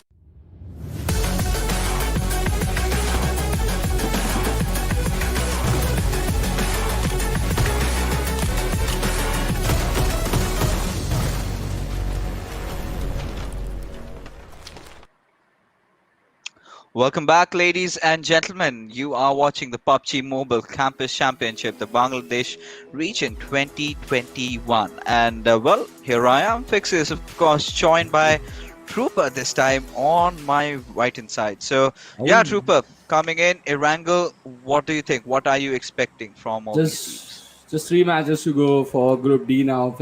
Fixes here, so let's see how many points these teams can now gather from the 3 games that they have remaining here. With this Erangel and just one last Erangel remaining, and then we have no Sanhok also. We'll see how the teams are going to play and gather these points. And this is a very tricky situation for him. As one of the invitational teams is leading the charts right now.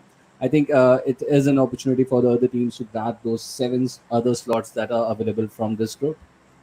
Yep. Now, considering this flight path trajectory we have, I mean, I think we're looking at again maybe a farm circle or maybe a southern circle is also possible as a result of this. Now, we did witness that very, very weird first game, and well, my apologies with the burp. I'm hungry right now. Yeah, I can feel myself. But yeah, like I was telling, with the way the circle is gonna pan out over here is going to be kind of different from the first game of Erangel that we had. So what I'm really anticipating over here is the circle to go south, and well, my wishes have been granted. And well, I think I should be a soothsayer, not a caster anymore. Yep. Definitely, you should try that as well. And with this circle going towards the south, it's going to pose a lot of problems with the kind of trajectory the plane path had. More of the teams have gone slightly towards the northern side. You can see multiple teams inside the Kamishki Stalber region, 2 teams in Yasnaya Poliana as well. There's a team going towards Shelter Mansion area. So all these teams have now got to rotate towards that military island, or maybe not. Fixes. What do you think? Where the final circle might lead the teams to? Is it going back to the main island, or is it going towards the military island? Okay, now that is an interesting question. Now, considering CREX are in a very precarious spot, right? They are kind of the like Johnny likes to say, right? The sword is hanging over their heads, right? They're in that position. They need to cover that 10 points. So what they can do is try and get a top 3 finish to kind of try and go for it. But for that, they have to survive for a longer time and have to make sure BGM does not get a lot of points in this one. So it's going to be interesting. But right now, You've got Team Mactavish heading towards a certain side. You've even got Team Zed doing the same, and along with that, for CREX, they're also going for the same route. So all the teams off with some really really quick rotations, and I kind of feel this is gonna go down towards the bridge, somewhere around that. Let's see if that happens or not. Because now three of the teams have showed that clear intent to move towards that military island. So three early rotations coming in from this area. But I'd like to ask you a question. You've just casted two games where four criminals have been a part, and this was one of the teams that I had heard from the Bengali casters, like from the over from the Bangladesh, and Brigadier told me that this is a team to watch out for from this group. And so, what do you think? How do you like rate their performance? The way how four criminals have been playing? I mean, they've been decent, I would say. I mean, mediocre. Nothing really flashy to catch my attention yet. Okay. Because if they would have, then of course I would have been all but praises about them. But no, they're trying. They're trying. It's still like the first time. They're a new team, right? They're a new Yeah. team, so it's quite obvious that they're gonna need some time to settle down. So we're gonna give them exactly that, right? We're gonna Yep. let them kind of open up their wings now, considering the fact that they've dropped off at the military base is where they're deciding to loot. Now inside the circle, this is really a good spot. You get all your loots. I think the only scarcity that you have in the melee base is finding your first aids and meds, right? True. True. Apart True. from that, you get your weapons, you get your smokes, your utilities, everything else. Yeah, it's not a very popular place for all the meds and stuff because it's the base, right? It's the military base. You get all the actions. There's all guns. You see two smokes also out there. But yep, when it comes to right the area of a military base, you hardly find those meds that you look for.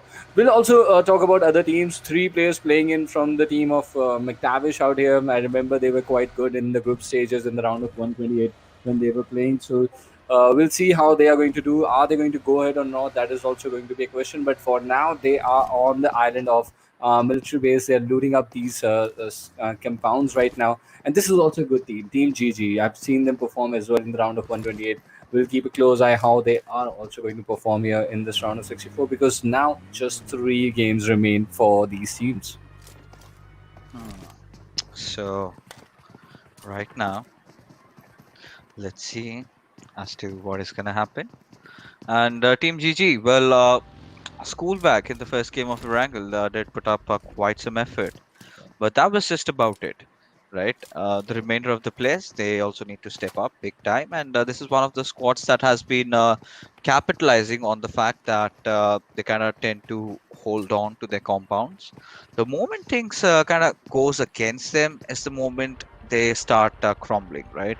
So they need to learn how to control situations for themselves. And talking about learning how to control situations, you gotta talk about the bridge area, which is gonna get quite densely populated in a while. And wow, some beautiful cosmetic skins from the Definitely. players of Mactavish. Yep, And I yep. haven't really spent a lot of money on the game. What about you, though? Uh, yeah, even I'm the same fixes. I've spent a A lot few of royal time. passes, that's it Yeah, for yeah. me. I have had the royal passes like for all the seasons. A few costumes also. I own the Yeti soon, and I've used that a lot. Ah, But that might just be it. And uh, like I regularly make sure that I get all the scraps so that I can like open up all. UCs, yeah. Yeah. You So get those you coupons, right? Yup. I do all those things and make sure I do complete all my missions and reach out and get the dress on the level 100, and that I always take care of. But yep, recently we have all missed out on those beautiful season and dresses lately. Let's see Yup. when we I can get mean, our hands back on those dresses once again. yeah, soon. It's already been announced. The homecoming is of course gonna be there, and all the Indian fans are gonna be elated once it does. And I'm pretty sure we're gonna have a lot of cosmetics where we're gonna just burn our wallets. I'll make sure I just Definitely. keep my wallet, nowhere in my clothes vicinity, because I'm gonna be kind of inclined to do it. If you don't have the money, you're not going to do it, right? So I'm Yeah, gonna go with that mantra. Don't want to be really poor, because I know once you start opening up, 1 2 leads to 100, don't even realize. mhm, And either ways, it's still, there are people who are collectors, they love doing that. And definitely. I kind of take pride in the fact that I have this one outfit Oh, that is kind of exclusive to the game, which was like kind of launched earlier on, the player unknown's trench coat. Not a lot okay. of people have that, and there are certain things that money can't buy. That definitely is one, because that had launched very early on in season 1 and 2, right? So that was the time when I was kind of lucky enough to get it as a mythic drop. So I'm kind Nice. of happy about it. That's really a nice thing to hear, Fixes. I'm pretty sure I'm going to check out on your streams as well what sort of dresses that you have, and I'm going to make sure that I have a glimpse of it. But look at this, Fixes. What just happened here? The circle, it has played a major game with all these teams. Look at that towards Milta. How many teams were looking to use that Novo Bridge to go towards that military island? But this shift of the circle is going to change things for a lot of team. And let's see how the teams towards the northern side of the military bridge. I can see CSR over there. We can see the players of freezing out there. Let's see how they are going to deal with this situation now, because this now opens up an opportunity for them to get some good mid game kills. Yep, look at the density over there. So many teams. It's just not one, it's three that I can see on the other side of the bridge near that lighthouse area, and Yeah. the gas station, of course. But what is even worse is the teams that have kind of crumbled up on the southern side. You've got Team Z, you've got Team Mactavish, you've got the players of CREX. So many squads, even Excentric Infinity, just on those bridge lines. And lately, we have seen this announcement by the officials of the Player Unknown's Battlegrounds. The military base bridges are being worked out, the southern bridges. They do have that additional ramps on the left and right hand side to kind of just hide there, opening up to a lot of different possibilities. Wow, that is going to be an amazing, amazing add-on to the bridges if it happens. Because I am an enthusiast for a bridge, for a fight on a bridge, like on any day. And if we can get any additional space for the players to work out with, that is going to add up the spice definitely. But let's see when does that happen. Definitely sure whenever that is going to happen, it's going to be a pretty interesting thing. But for now, CSS here, he is swimming out here. He's moving towards that lighthouse which you are referring, and the players of four criminals are holding up that space. So let's see what sort of an impact four criminals are going to give here. But coming back towards the Novo Bridge, there's a fight that has erupted over here. NRC going into the fights, they're getting some kills out here, but their players are being traded as well. So let's see what happens from this end of the map right now. Well, quite a lot of vehicles are burning, that's for sure. That's ought to happen, right? That is supposed to happen. And we have Sazid taking a knock over there from NRC. Now, Eccentric, the boys, well, they've managed to secure 3 kills. That is how deadly they've been. And yeah, they were in that spot where you tend to get those kills in your favor. Now they have to get inside the circle. Now, Yato, like you mentioned, from CREX, they've managed to secure a knock with that Mosin Nagat. So having that weapon in, I mean, I have played with it. What do you feel about the boat action, bro? About the Mosin gun, I haven't actually played a lot with that gun, to be really honest, because at the time of its launch, we were not able to like access the game. So Yeah. yeah, so I've just heard some reviews from some players about the game. So I've heard that the bullet drop is quite high in that gun, so it needs to be used quite smartly. But the damage is pretty good, so it's a pretty decent thing. But you should be really handy and like spend some time in the training grounds if you want to make some serious impact with the Nagat. Yeah, I mean, I've seen, you've got that longer barrel, which means the bullet is going to travel even further. So the bullet drop, like you mentioned, is definitely actually does help the players, right?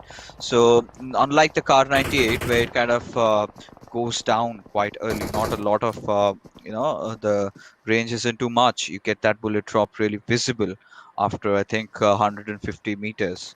But with Mohsin Nagat, you can further go ahead with it, and yeah, it does pack quite a punch. And Yep. and the surprising thing is that this weapon is older than the Car 98K itself. So you've got to tell. I mean, German technology. So they've always been there making Yeah. those weapons, and Germans, the Russians, and well, mean weapons.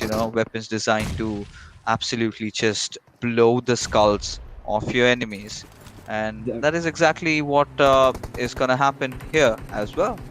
Definitely fixes. I will definitely someday do something special about the history of with the history of all these weapons that are being used. As we know, it's a World War veteran. The Kar 98. It's one of the finest guns of the game as well, and in the real world as well. And with the Koshnikovs coming in inside the game, these are all real guns. The drops are almost like the real guns. For the real guns, the Scar is also like a real gun.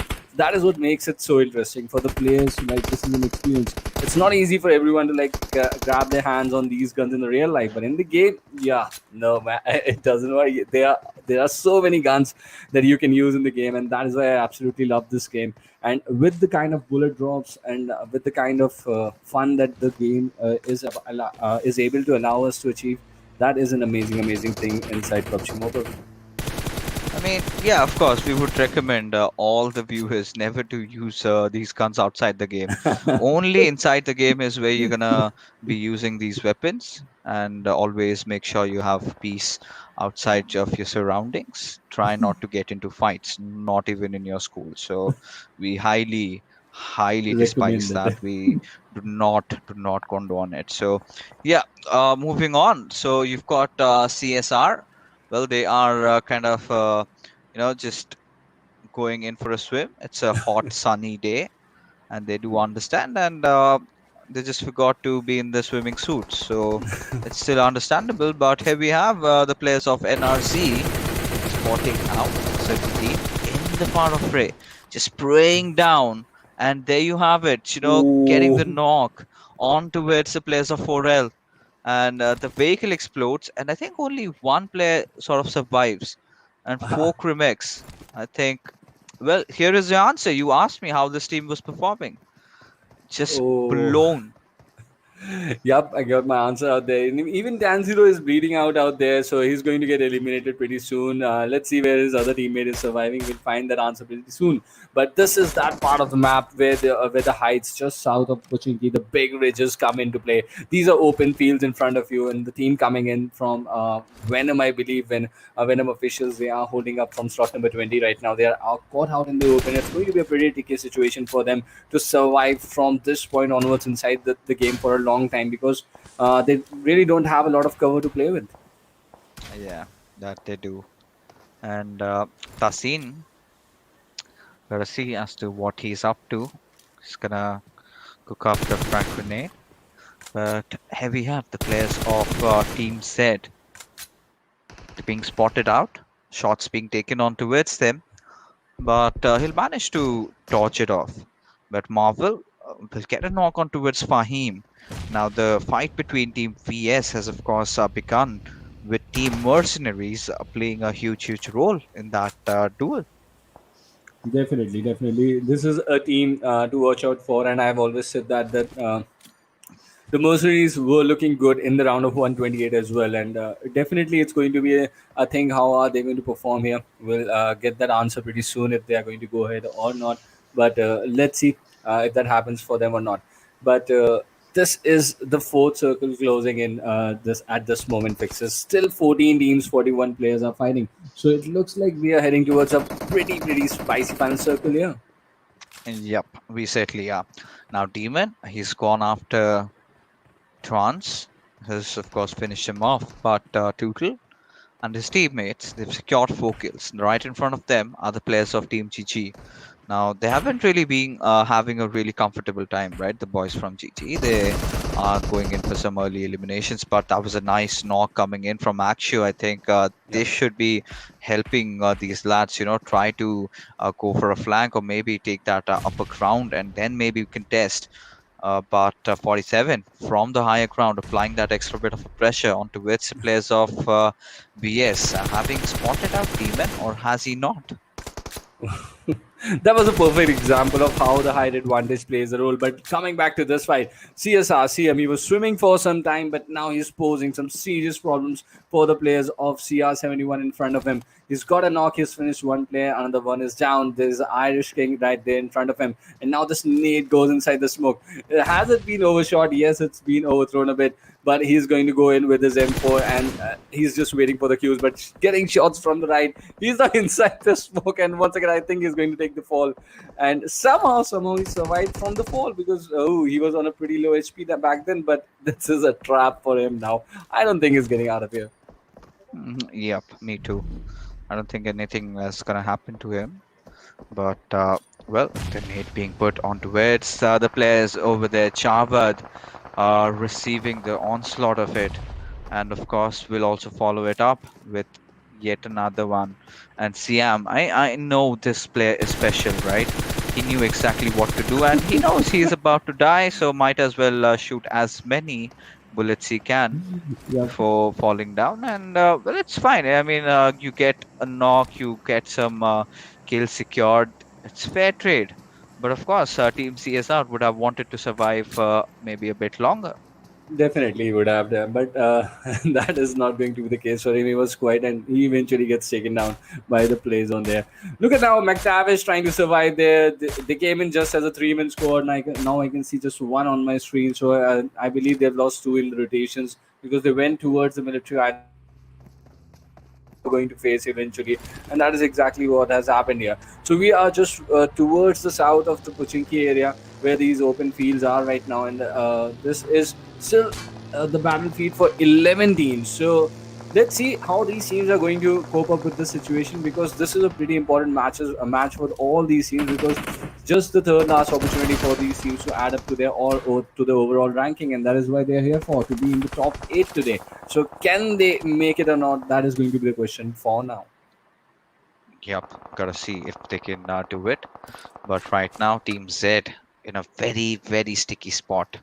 How are they gonna get out of here? That's the question. But you've got IPGeLECTRIFY, like we mentioned, they need a few points up and down.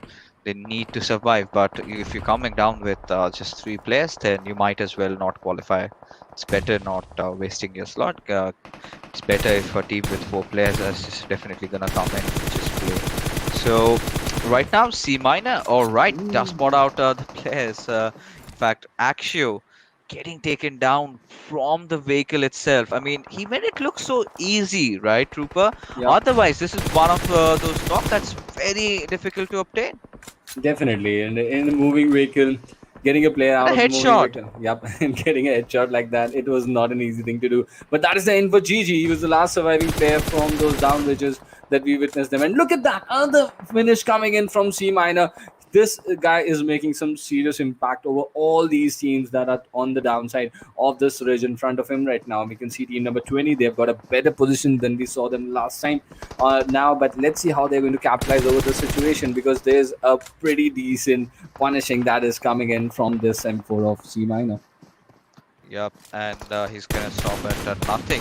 Already securing quite some kills over here. These lads electrifying from IP.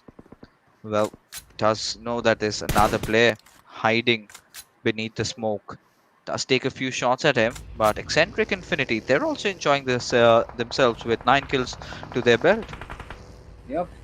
9 kills already, and look at this, 9 kills already at this point. Still 15 players remaining here, so let's see how many they can add on. This looks a pretty decent game for them. It's really going to help their cause. And look at that, he's trying to survive behind that US right now, but getting shots from this M4. This is eccentricity for you. They're looking for their 10th kill, but more fights erupting as we speak inside the compound here. We have 2 teams that are trying to survive here. Let's see how that is going to bring out the situation for both those teams. But for now, they need to really move out of that place, because with the new shift, with that hard shift coming into for going towards the southwest side, that compound is now out of the zone. Yeah, it is. It's going to be such a tough task right now, considering how things are. But here we have Robo 6. Well, does try to spot the players over there of Exentric Infinity, taking a few shots onto its red all. But Shoy got way too much in the open. This is the moment where he should have just sprayed them down. But still, despite the fact, manages to get the knock. Can he get another? I mean, he does have the potential to completely go in for that squad wipe. Just trying to tickle them down with those bullets. Can he succeed though?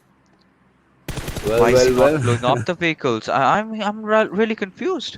Yup, that is the situation. That is the question. Even I was going to ask. They are getting pretty close to that vehicle. If that vehicle blows up, it's going to be the end for them. And one more question: is it the same Shoikat from A1 Esports as well? No. I don't think. Okay, because I haven't seen him play a lot for A1 Esports, so that's why I just asked him out. But meanwhile, IPGeLECTRIFY here. All three players surviving. They've already got 10 in their tally. 3 teams remaining in this final circle with one right in front of them. They know the exact position where they are right now, and they are using this ridge brilliantly to give as much damage. But now that vehicle is blown, so that is now going to be a decent cover for the players of Exentric. Yep, that indeed will be.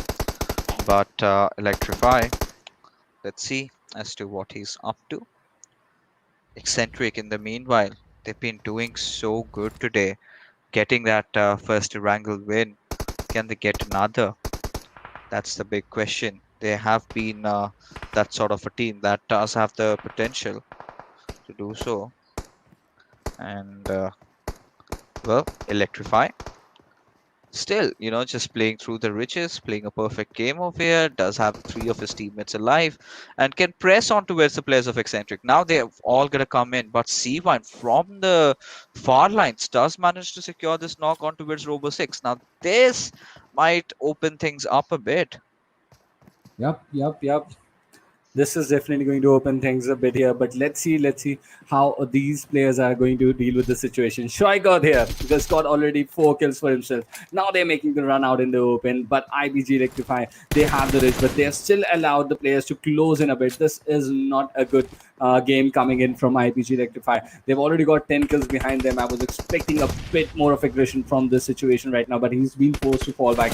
The utilities being used heavily on him, but Shoykot trying to create an opening for his team. Let's see how is he going to cope up the situation. But look at that pictures. There's a team still surviving. That is TM Fags there towards the left. Now they are making their move on that ridge. They are looking to take the higher ground. But we will keep a close eye on these 2 players. Who are they going to surprise? Well, gotta see what is going to happen. And considering Exentric Infinity using that extra experience they have into their advantage, but Team Mercenaries have also made it so far, and Shoykot would be wanting to spot them down. Osman already out in the open, has been taken down in the process, and it's all gonna come down to Fags. So the knock was secured, and right now Electrify just spraying down a couple of bullets onto Red's Riedel. And that being said, Exentric Infinity are history. Now we are down to this situation where we have the players of IPGeLECTRIFY rather getting the chicken dinner. Quite an unusual one though. Yup, definitely. That would all go down to the surprise that came in from the players of TM Pack there. They made sure that they gave that serious impact to the players of Exentric, and they were not able to make their way so easily inside close to that ridge. And with IPGeLECTRIFY, with the man advantage and with the ridge that they had, they were making some mistakes at some point, but towards the end they made sure that they grabbed the chicken in the final circle. Yep. And this was more needed for this squad, right? I think Exentric Infinity is a team that has qualified. Team Mercenaries, they're basically tabletoppers. So IPGeLECTRIFY, they needed this desperately, considering they're just hanging around. Any single moment the cushion might have just fallen off, and they might hit their heads onto the ground. So that is something that has been avoided for right now, because this chicken dinner is definitely going to help their cause. But the fight was pretty interesting. Initially, Exentric Infinity, you've got to give it to them.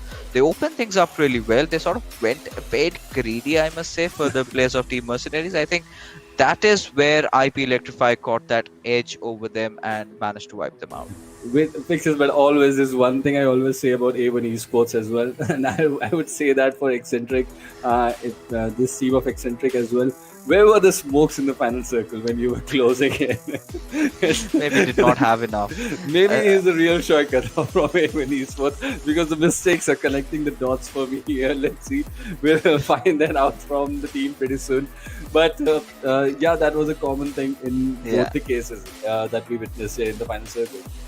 Yeah, of course. I mean, you would start wondering where the smokes were before you try to commit for a push like that. I think considering the circumstances that they were under, right? They were just behind that one small little vehicle. It was blown up. I don't think they have enough. They had enough any smokes at all to work things out, and can't really blame them, because the circle right off the bat was completely down south. So you already have that mental tendency in your head that yes, get as minimum loot as possible, just head inside the circle. That's the time you need to, can't delay a lot. So that was the idea in their heads, and maybe they did not have enough smokes to work things around with. But either ways, still making it into the top 3, decent amount of kills, it's fine. Now this is where IPGeLECTRIFY have managed to secure 28 points. Now this is definitely gonna help them in the overall leaderboards.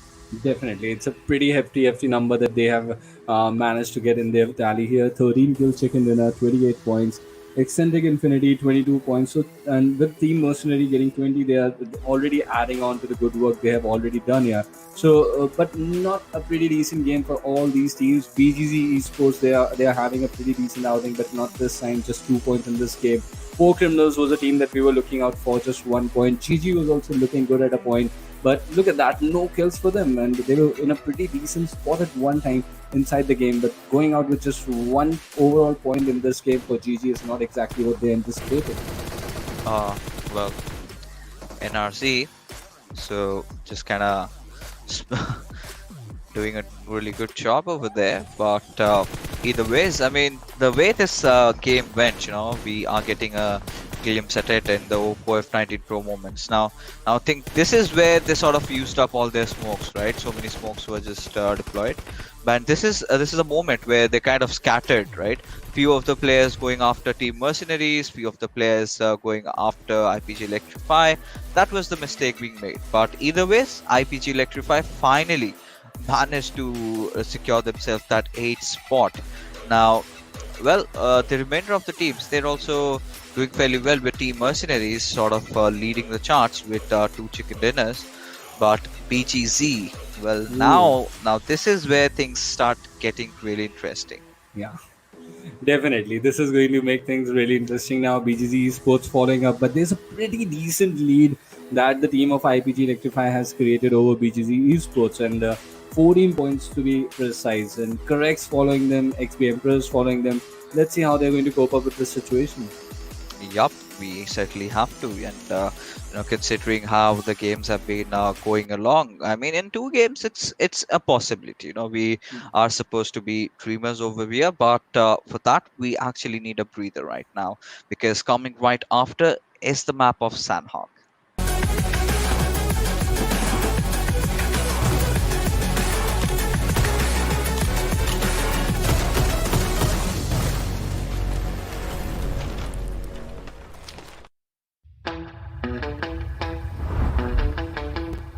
Are you keeping it real? I'm calling shotgun, wanna see my baby run.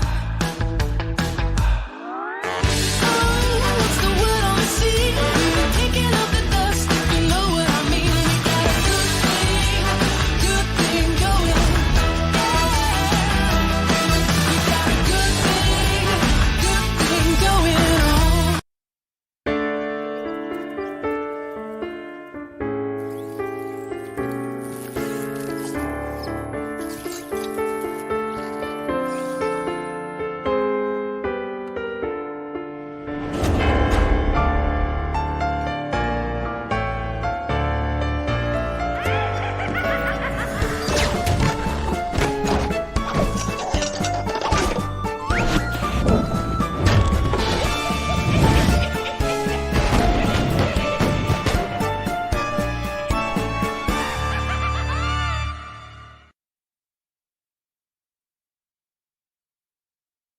Welcome to Karakin. Today, let me guide you on an in-depth understanding of this 4-square-kilometer humble island. Before stepping into Karakin, you may have already heard about the intimidating Demolition Zone. In Demolition Zone, buildings will be destroyed into smithereens.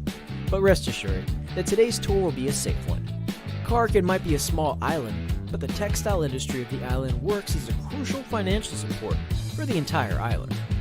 Our first attraction is Al Haik. Al Haik is a medium-scale town, and people who lived here refine pigments for a living. Then those pigments will be sent to Hadika Nemo for dyeing. Skyscrapers are scarce in Al Haik. Compared to other urban areas, there are fewer visitors here, which makes looting easier. It's a perfect choice for a team of 4 in search of adequate equipment supplies. We'll be walking by the sea, and our next attraction will be Hadika Nemo, which serves as the port of importing raw materials of Karakin.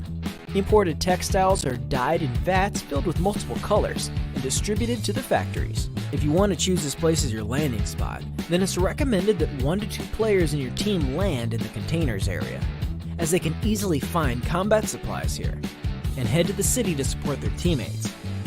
In the middle of our journey to Al Habar, we'll be passing by an enclosed warehouse. You will need to use sticky bomb to blast the walls that look less solid to get in. There's always something nice in here. But be careful, as one might not want to hide behind those walls during combat, because those unmaintained walls can be easily penetrated with just a touch, making you susceptible to attacks from enemies and exposing you to dangers. The next stop is Al Habar, which is the largest urban area in Karakin. There are many residents, hence the numerous high-rising residences. No doubt this place will be a popular spot in the future. Our next attraction is the port city of Bar Shahir, which stores and exports goods of Karakin. This is the perfect spot to search for weapons, making it my personal favorite. Next up is the city of the West, Bashara. It was a city congested with residents, with tall buildings providing convenience in observing the surrounding movements. Just make sure not to lose your directions here. Our final destination is the cargo ship, located at the southwest corner of the map. This ship has been idle here for forever, and has already been abandoned. Yet there are still goods that remained here. However, due to the gigantic size of the cargo ship and the containers, this place no doubt becomes a place to rumble. Don't you feel the excitement already just thinking of it? Besides these urban areas, Karakin also houses many such little buildings. Rumor has it that there's another passage beneath these buildings, as well as a huge space beneath Karakin. Well, it's up to you, believe them or not. Alright, your Karakin tour is now closing its curtains.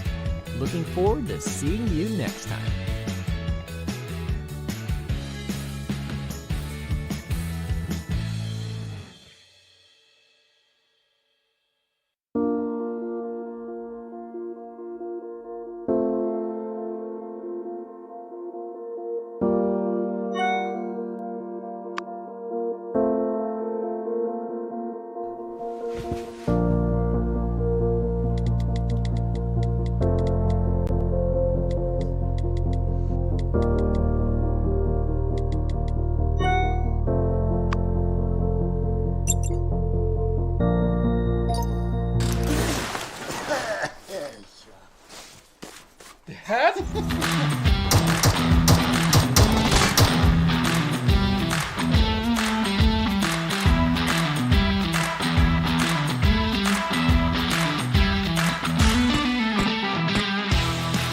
Yeah, we got it, we did it!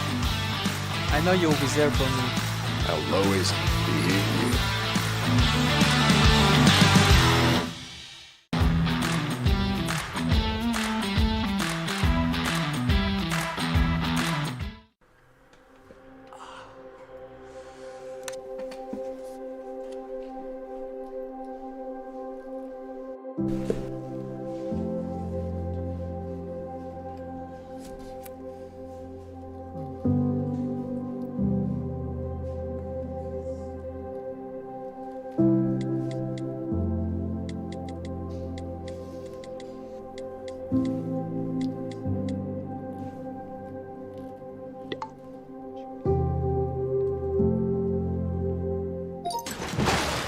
Whoa!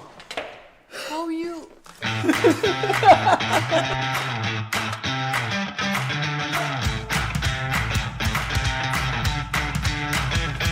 Yes! Thank you, bro.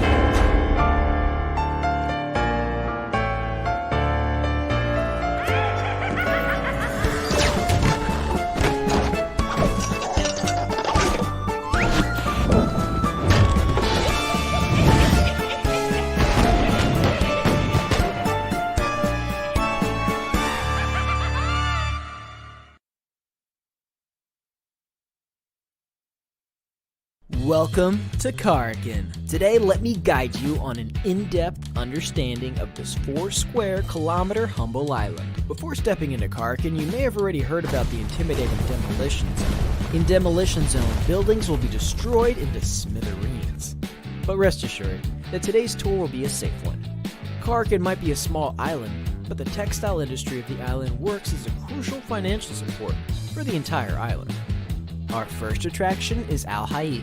Al Haik is a medium-scale town, and people who lived here refined pigments for a living. Then those pigments will be sent to Hadika Nemo for dyeing. Skyscrapers are scarce in Al Haik. Compared to other urban areas, there are fewer visitors here, which makes looting easier. It's a perfect choice for a team of 4 in search of adequate equipment supplies. We'll be walking by the sea, and our next attraction will be Hadika Nemo, which serves as the port of importing raw materials of CREX. Imported textiles are dyed in vats filled with multiple colors and distributed to the factories. If you want to choose this place as your landing spot, then it's recommended that 1 to 2 players in your team land in the containers area, as they can easily find combat supplies here, and head to the city to support their teammates. In the middle of our journey to Al Habar, we'll be passing by an enclosed warehouse. You will need to use sticky bomb to blast the walls that look less solid to get in. There's always something nice in here. But be careful, as one might not want to hide behind those walls during combat, because those unmaintained walls can be easily penetrated with just a touch, making you susceptible to attacks from enemies and exposing you to dangers. The next stop is Al Habar, which is the largest urban area in CREX. There are many residents, hence the numerous high-rising residences. No doubt this place will be a popular spot in the future. Our next attraction is the port city of Bar Shahir, which stores and exports goods of CREX. This is the perfect spot to search for weapons, making it my personal favorite. Next up is the city of the West, Bashara. It was a city congested with residents, with tall buildings providing convenience in observing the surrounding movements. Just make sure not to lose your directions here. Our final destination is the cargo ship, located at the southwest corner of the map. This ship has been idle here for forever, and has already been abandoned.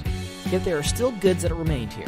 However, due to the gigantic size of the cargo ship and the containers, this place no doubt becomes a place to rumble. Don't you feel the excitement already just thinking of it? Besides these urban areas, CREX also houses many such little buildings. Rumor has it that there's another passage beneath these buildings, as well as a huge space beneath CREX. Well, it's up to you, believe them or not. Alright, your CREX tour is now closing its curtains. Looking forward to seeing you next time.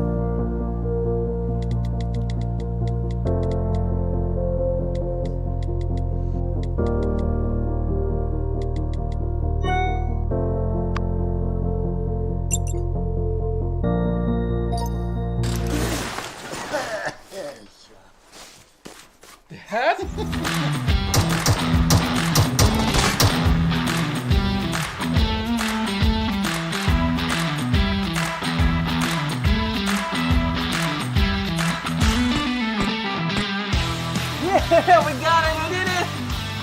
I know you'll be there for me. I'll always be here.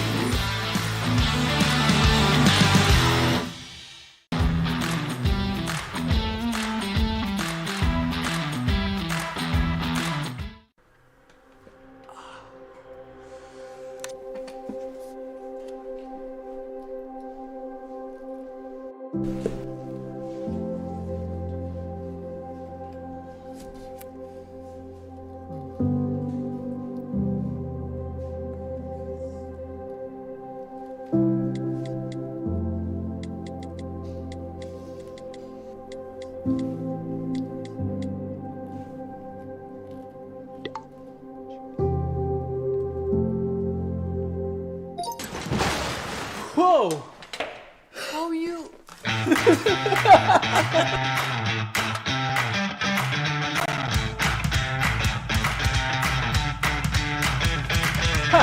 Yes!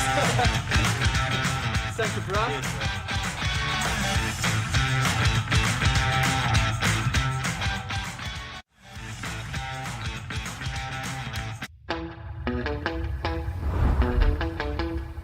Are you keeping it real?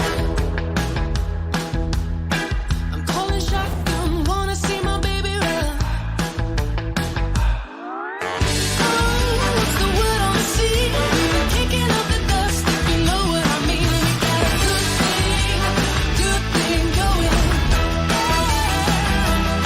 We got a good thing going on.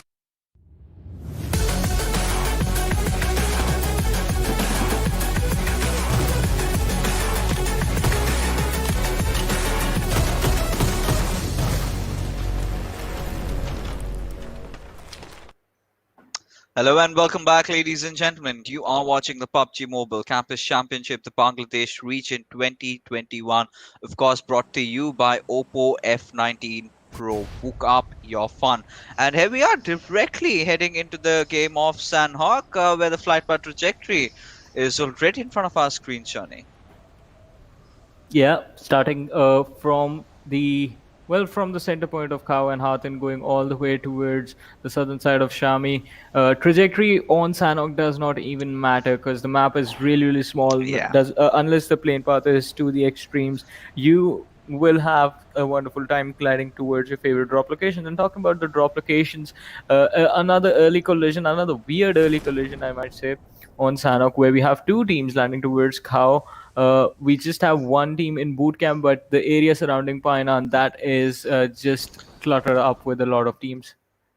Yep, indeed it is, and quite an interesting drop, and you can see like so many players have come in this time around, and we are witnessing that southern shift a lot these days, right? The western island trend has finally, gone. We're done past that, right? Now we are looking at all these pine-on circles. So I think a lot of teams have realized that, and IP Electrify opting for a really good choice, go heading down towards Sami. Well, definitely, and starting the early game from Sami as the players of IPGeLECTRIFY are doing right now. I mean, they could have they can have a pretty easy game for themselves if the circle keeps moving south. The squad of NRZ Esports is present quite close to them as well. That is one team that might be able to put a little bit of pressure on them.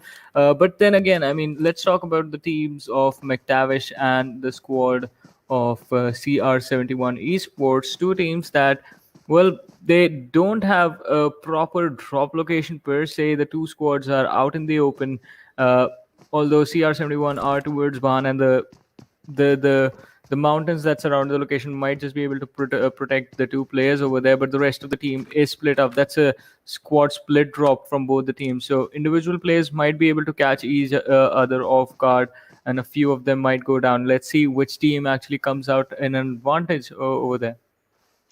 We certainly have to, as Axio just proned out and trying to spot out Riddle.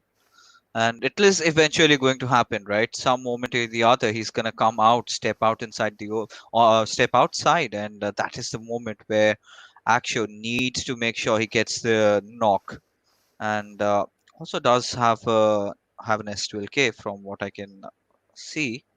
Definitely not the weapon that you would want to use from this range. So, yeah, Tommy gun being the weapon of choice. All right, so he does know where Riedel exactly is. Still waiting for his prey to come out right out in the open in a range where he can have no problem in taking him down. But Riedel completely going to the opposite direction. Well, I mean, the destiny of the player is not to get taken out early, but can we say the same for Sam, as he has been surrounded by the players of XB Emperors, and Shark is there for the cover, dishes out a lot of damage, but Ashraq is going to lose around 50% of his HP in that duel right there. Again, the Tommy gun meta is what the players like these days. XB Emperors getting shot in the back. And I believe this has to be the entire squad getting taken out over here. The two players inside the hut are really low. Not healing up means no first aids on the individual, so they won't be able to get themselves healthy enough to take this 4v2 situation. So quite an early squad exit that we're just about to witness, and XB Emperors not having a fun time in this game. Yeah, they certainly aren't already right off the bat, but the same can be said for Team Mercenaries, as they've lost few players here and there. Now CSR, Ashraf going in, gets that knock onto its principal, would want to secure more, and within a jiffy they have wiped out the squad of XP Emperors.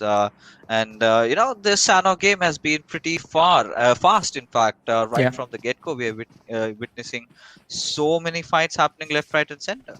Yeah, the first squad eliminated within the first 5 minutes. Quite an interesting matchup. And apart from that, I mean, few individuals have been picked up as well. As you mentioned, Mercenaries losing out on one of their teammates who was picked up by four criminals. Now, we as esports will lose out on one of their players as NRZ Esports actually pick one player off the game. I mean, that was a knock that came in. Well, let's see if the finish can happen as well. Although, I mean, these are all the strong teams that are forced into a really bad situation. And look at this Team Mercenaries. Marvel just trying to hide, see if he can find an angle from where he can safely peek his opponent. And all right, so Mercenaries on the other side, well, on our screens right now, in fact, have lost two players, not just one. Yep, they have.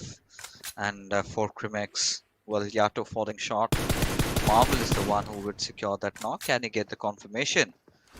No is going to be the answer, as, well, you know, Team Mercenaries, not the kind of a start that they would have really wanted for themselves, but it is what it is, and they've got to play with that. And let's see as to how these lads really perform. Well, I mean, they do manage to survive inside of the game, but Mr. Wutu, this could have been a mistake. Jumping down in the ditch, running to the other side, gets spotted out by the opponents, the squad of four criminals on the high ground, and that could have been a lot of trouble for the team. Could have left Team Mercenaries with just one play in the game, but Mr. Wutu manages to survive. Four criminals not being accurate enough to take that lad down while he was just out in the open running like that.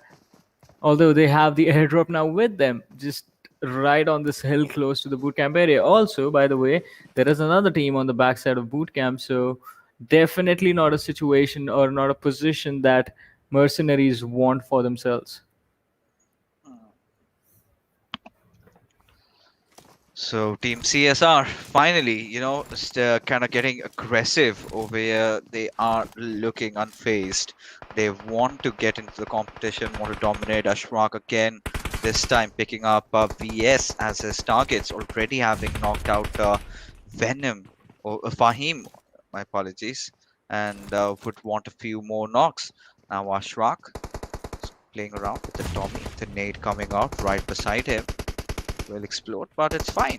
He is still just hovering around, and Demon is gonna keep applying that pressure, trying to nade him out. Well, I mean, as you said, the pressure is being applied on Demon. He was knocked out a couple of seconds earlier, but back on his feet again. Now, Fahim is the man who has been taken down from the same team. VSE Sports, they've had pretty consistent performances. Last game did not really go the way that they thought it would, but before that, the first two games were really, really nice. Hopefully, Sanhok, they can recover, and I believe VSE Sports will definitely look to qualify as the first seed from this group right now. Ashraq trying to find a way from where he can make the push. Utility is, I feel like there is not enough utility on this team of CSR. Otherwise, Ashraq would have either tossed a nade or a Molotov towards the hut right next to him. He should be aware of the fact that there is a player right there, aware of Demon's position. So CSR, let's see what these lads are up to. And Shrak has been one of those fathomable players that you can always rely on. And this time, he's taken, safe haven with his enemies, right? The only compound that was left was taken over by him. So, gotta see as to how CSR really responds onto this one. So, considering how VS have positioned themselves, they've got to watch out quite a lot of angles because reason being, number one, is the fact that they're on the low ground. So, the high chances that they might get surrounded from the backline. So, they definitely would want to avoid that. Now, Team VS do understand where Ashrak really is. All they have to do is just pummel him down with grenades and he might fall. Well, definitely. I mean, that is a possibility for the lad right there. But now CSR, they get distracted just a little bit. And the shots being fired on the team in the red could mean that the team will have to take multiple fights at the same time. Not really a situation that you want yourself to be in. But that is another team on the high ground just across VS Esports. So they have to force the situation right. All right. So based on the situation, based on their position inside the circle, they don't have to do it.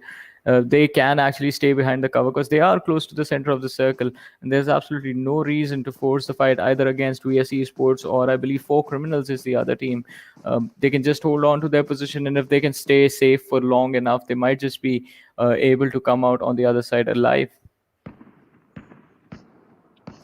Considering how the zone is going. So for CREX might be enjoying themselves, but PS, like you mentioned, they are enjoying that center spot, the epicenter of all these fights happening around. And finally, all the teams they are trying to get in. Exentric Infinity getting themselves engaging against Team GG. And right now, again, we are back to basics. VS still, this is what I was scared about, right?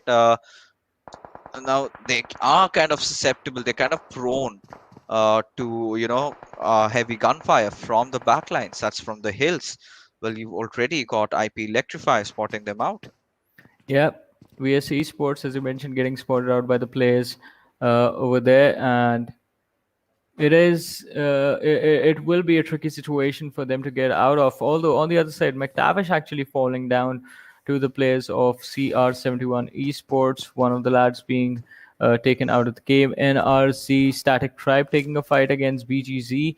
BGZ, I expected this team to actually qualify and be basically in the top four right now. They had wonderful, really amazing run during the round of 128, and in the quarterfinals they are really failing to show up. So it's a little too late for them as well. It is the second last match. After this, we just have one more Erangel to go. So the possibility is, well, it has vanished right in front of them. But let's see, maybe they can go out on a high note. Although in the meantime, CSR still just holding on to the high ground and just waiting for an opportunity, waiting for the circle to actually move and take a shift, force them to actually get out of the situation, or either force VS Esports or Four Criminals out of position so the fight can commence. Yep. And let's see what these lads are up to. We've got the scene from CSR. I like the fact that they've already gotten 3 kills and they're really not hesitating to take any fights. If they spot the enemies, if they know they can go for it, they're actually trying to be. But at the same time, not going really mental with it. They're being smart with their approach. Yeah. They're not being very careless. Sometimes you got that blood running. The hot bloodedness of these players. They're like, we're not gonna care about who is in front of us. Let's just go and get some kills. And eventually they just get obliterated. So they're definitely not going for a kind of a play like that. But let's see how far do these lads go. But for CREX, having spotted out one of the players of TC, that's going to be auto aim. Scottish crosshairs aimed at him, but still hasn't taken shots. But look at the distance, the players of TC have maintained with for each other. So that is kind of going to be a bit troublesome, in my opinion. Well, it can be troublesome for the lads right here, but I mean, there's a good formation that's there with the players of four criminals. The 2-2 split, two players on the high grounds in the back line, Storm and his teammate, both looking in the opposite direction just so they can cover each other's backs. Uh, so it can work out in the team's favor. Although, I mean, for the players of Team Z, uh, the pressure will be on them since they will have to take this high ground eventually. But we just saw a shift from the circle, and both the teams are inside the circle, so I guess that fight will be delayed. But this one will not be. Four legends going up against Team GG, and Jarif just spotting one out through the window takes him down, but he gets taken out from the backlines, and two players in a single spray. Vampire just destroying his opponent, just sucking the life out of them with the AKM. Is this going to be a 1v4? He has taken down another one. I believe it's just one player left on 10 HP, and yes, ladies and gentlemen, that is a 1v4 assault from Vampire, being the peaker instead of the one getting peaked, and well, destroying the entire team. But Exentric Infinity will not allow them a moment to celebrate. The celebrations were underway. Vampire was running in. All right, guys, I did it. I'm going to revive you guys. And, well, they just get taken out. Oh my goodness. Why? How? I gotta feel bad for him, man. After that clutch, you gotta kind of take a breather. But Shoykot, you mean, man, doesn't let him do that. But Yeah. yeah, that was a beautiful clutch coming out from them. You do not. He was very patient, like you mentioned. Was not picking the wrong angles, and he found that this is his moment to shine. This is his moment to strike, and he went for it. And that's the kind of boldness you need in your gameplay, right? That is how well prepared you need to look. But either ways, taking a look at the circle that we have in front of us, a few of the teams have already fallen. So it's going to be a place where you can actually start breathing, play the rotations right, take your time, and Excentric Infinity. Well, Thunder is way too far off. Now he needs to get in. Painan is up for grabs. Let's see what these lads are up to. Well, definitely. There is no. The opportunity will be there, and we'll find out what these lads are up to. But it will take some time. I mean, because now the circle with the shift being towards the south, there is a lot of space available to the teams, and majority of the teams were already inside the position, so they will not be moving around too much, focusing on staying safe for a while. Although, I mean, so four criminals again, the 2-2 split is still there from the team. One part of the two lads was quite close to the team that was engaging in the fight against VS Esports. So we'll have to see if four criminals actually do end up forcing a situation. Team Z is there in their vision as well. Although right now the objective is pretty clear. The objective is just to survive, and that is going to be the same thing for IPGeLECTRIFY, as Electrify is running in this hut, hides behind the cover. I believe the footsteps has been heard. This is going to be a 4v4 situation with IPGeLECTRIFY going up against CREX right now.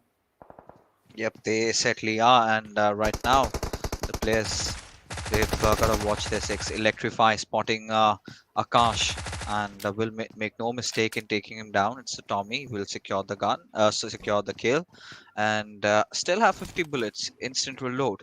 Now switching to Wisdom 4, taking a proper TPP as the circle has shifted a bit down towards the western side.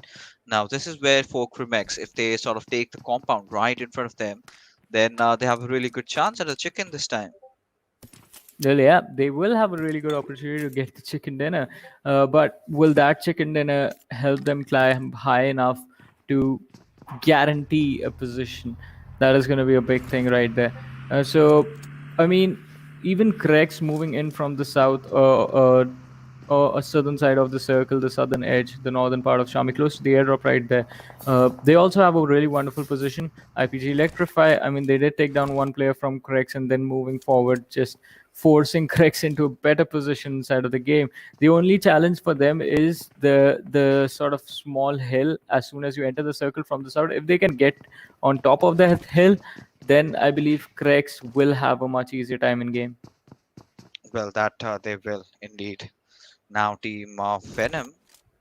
Let's see. In fact, Team C is what they like to call themselves. Do have four CREX right beside them. Let's see what these lads are up to. Kind of into a lull right now, with a lot of fights happening, and it's still the fourth circle, right? So after the fifth circle is when we again see the lobby kind of getting into more fights and more action for us. But Tasin, he's sort of opened up onto the players of Exentric C Wine, losing out on his life. Well, getting taken out this early in the game, the team might just be in some trouble. Uh, so we're 20 minutes in on Sanhok, and still there are 13 teams, 37 players alive.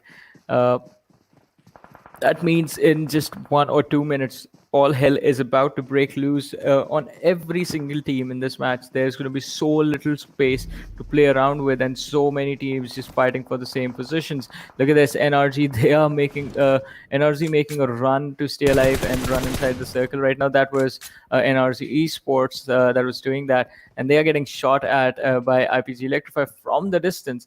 IPGeLECTRIFY taking on both the sister teams of NRG, the Static Tribe one and the main NRG Esports one at the same time. Yup, let's see. And well, right now you've got Biscod just playing around, the M4 in his hands, and IP Electrify playing from the edges have spotted out the boys from Static Tribe, and will make no mistake in taking one. Will try to get the confirmation, but at the same time, it's going to be a tough task. Now we've got the players of Mactavish doing whatever they possibly can, and well, the revives are being given quite out in the open, and has to be made sure that it's punished. And there you have it. Squeezer also being taken down by Tanveer. So a lot of things are happening. Panda being the last player surviving for Static Tribe. Can they make it inside the zone safely? Is the big question here. So that was a really weird situation right there. IPGeLECTRIFY taking on the players of NRG Static Tribe. Static Tribe stuck on the low ground, afraid of the players of VSeSports and not really caring about IPGeLECTRIFY, who were actually dishing out quite a lot of damage on them. Also, IPGeLECTRIFY, while they were fighting NRG Static Tribe, they were focused on the backside, taking on the players of NRG Esports, and in turn sort of grabbed the attention of I believe it was the squad of CR71 Esports. So that was a collision right there with like 4 or 5 teams all huddled up together. But now finally IPGeLECTRIFY, at the loss of 2 players, because Vizgod is also not getting a revive, they get inside the circle. They have the eastern edge of the circle. Let's see if they can convert this game into a victory. Yep, and we gotta see as to what really happens over here. But right now, we've got Sub-Zero taking quite some shots on towards CT91K. Will of course want to lob that Molotov. Is it directed in the right area? I do not think so, because the HP is not reducing. This is the fifth circle now. It's gonna start hurting from around here. Sub-Zero needs to make some kind of movement as C Minor just trying to spray down Asi. And finally, Sub-Zero goes down. Has made a lot of noise. And there you have it. So many teams, so many players are falling down one after the other.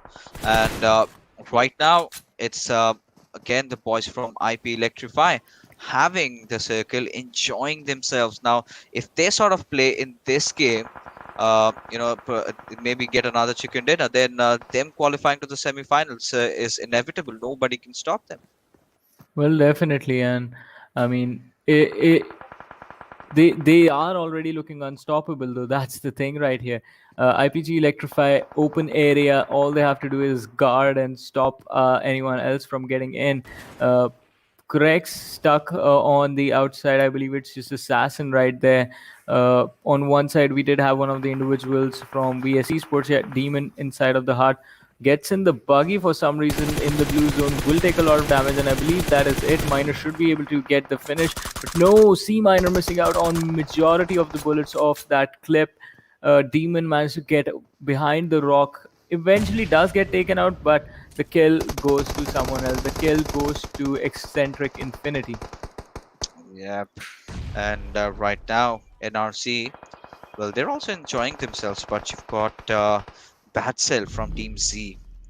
Well, can he take down Demon in the process? He's just lurking right behind him, edging close, and yes, spots him down, gets the knock, needs to get the confirmation though, but still has his teammates sort of chasing on towards him. As we shift on towards a different fight, we've got 47 over here, and he's pretty low on his HP, needs to patch himself up, and finally Bad Cell has fallen down to the zone. Well, Bad Cell, I mean, does go down. But now it's up to Sajid. Can he secure the kill? I believe Bad Cell is crawling forward so that he can sort of scout for his teammates. And he just gets taken out by the blue zone. Sajid is there, and RZ. They are in sort of a really tricky position. Oh, hey. He just has one first aid on him. He's making the push forward. IPG Electrify, they are on the other side of the circle. What is going on? Do the players of NRZ not see where Assassin is? He is basically a part of their roster at this point. Yup. I mean, well, a lot of interesting things happening, but 47 finally taking down Assassin, and well, had it kind of elongated a bit further, could have been amusing. But despite the fact we are in a 3v2 situation, IPGeLECTRIFY again making it to the top 2. Can they clutch it out this time? That's the big question over here. And against a team like NRC, it's definitely not going to be easy. Both these teams equidistant from the circle, and will just be lobbing those grenades. And if it hits, if it connects, then well, it's going to be GG's for either of them. Now just dropping those Molotovs, but Demon finally getting that first opening onto Red C Minor. That is exactly that they needed. Now NRC going in with the push, and Electrify just prodding down, but that's not going to be enough, as NRC with a beautiful chicken for themselves. Yeah, wonderful finish to the match by NRZ Esports. I mean, IPGeLECTRIFY did try to take this team out while they were rotating. They failed, and in the end, NRZ end up taking the chicken away from IPGeLECTRIFY. Also, I mean, in that final fight when the players of NRZ were rushing towards Electrify, there was opportunity for him to actually isolate those fights into individual 1v1s like we always talk about, and basically try and get that victory. But it was just the little bit of hesitation that was there from him. He delayed when he tried to take down the player towards the right. Had he done that, because everyone was focused on coming from the left all together like a 3-man unit, and no one was really paying attention over there. He peeked once, but it was a little too late. By the time the blue was also really too close, taking damage from the blue, 3 people shooting at you, absolutely no way to survive. Yeah, I mean, that's pretty forward, right? Like, had they got a knock from their nade, had they sort of equalized the numbers, because right from the very start, the team having the high ground advantage. So once you start lobbing that grenade, you have more chances of connecting, accurately, other than the one on the lower ground. So yeah, of course they had that advantage. They applied that extra bit of pressure and did in fact get that knock. And then it was just 1v3, right? They knew exactly where their players were. They just pushed in tandem and managed to secure that chicken. So well, apart from that, I really liked how the teams are starting to kind of open up, considering the fact that they realize that all the matches are getting done. A few of the teams don't have a chance to qualify, so might as well start going YOLO. And as a result of this, the lobby kind of sparked up a bit, and here we have it. NRC Esports with 25 points. Again, a chicken dinner for these lads. Well, a wonderful performance from NRC Esports, but look at this. So CREX, this match might be the match that they needed. They do end up with 13 points, but they have to do really well in the last game as well in order to accomplish a position that I think will get them in the top 8. But let's see how things are gonna go. Not a good game for Static Tribe NRZ, but I believe they are in a good position. They are in a really good position. In fact, already qualifying to the next stage, so they don't even care about how the matches goes for them, the remaining matches. Because right now there is no distribution of the prize money. It's all about just qualifying to the next stage after the next stage. It's only in the finals that he will be fighting for the one. This was a really wonderful moment from Vampire. This has to be the best moment of today. Yup, I mean, the way he just went in and got that squad wipe, but right after my heart just broke because he was taken down instantly after that. But it's fine. I mean, for a learning experience, it's really good. The players have been working really hard and they deserve that. So yeah, apart from that, I really like how IPGeLECTRIFY has picked themselves up today. You know, considering they were kind of on the edge, like you kind of love to say, right? The sword hanging over their heads, and they still, but despite that fact, got a chicken dinner, managed to secure the second position over here. Now, I think they have sort of solidified their place, and they are going to play the next round easy peasy. But that cannot be said for Static Tribe NRZ. Now, they started off from a really promising position and now are dropping down all the way up to the point where they're on the 8th position. Well, definitely. And CREX still stuck on the 9th, 61 points to the team. The differences are there between the teams, and the qualification is not going to be easy. So right now, basically anyone that is below XB Emperors is out of the qualification position. It is pretty much impossible for them to make it, but two teams on the verge of making it. Let's see who gets through. But before we head to the last game of today, we'll take a very short break. So you guys stay tuned and keep watching. We'll be right back.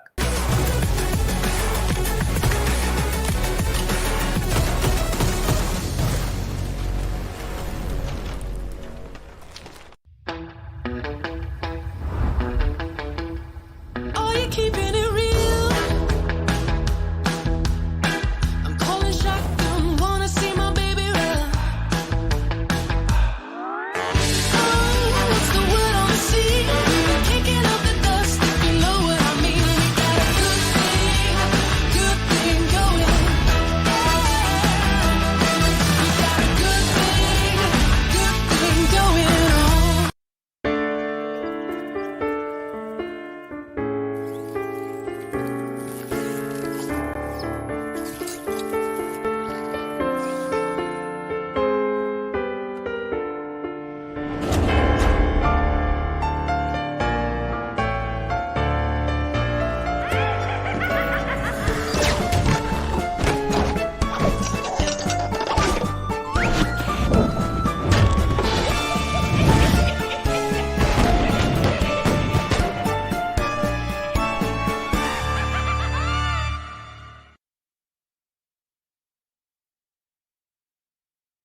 Welcome to Karkin. Today, let me guide you on an in-depth understanding of this 4-square-kilometer humble island. Before stepping into Karkin, you may have already heard about the intimidating Demolition Zone. In Demolition Zone, buildings will be destroyed into smithereens.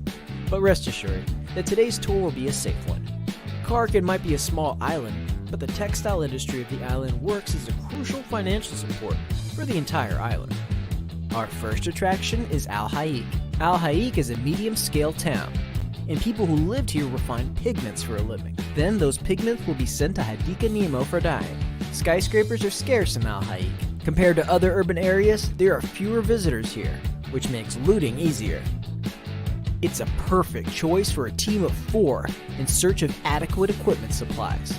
We'll be walking by the sea, and our next attraction will be Hadika Nemo, which serves as the port of importing raw materials of Karkin. Imported textiles are dyed in vats filled with multiple colors and distributed to the factories. If you want to choose this place as your landing spot, then it's recommended that 1 to 2 players in your team land in the containers area, as they can easily find combat supplies here, and head to the city to support their teammates.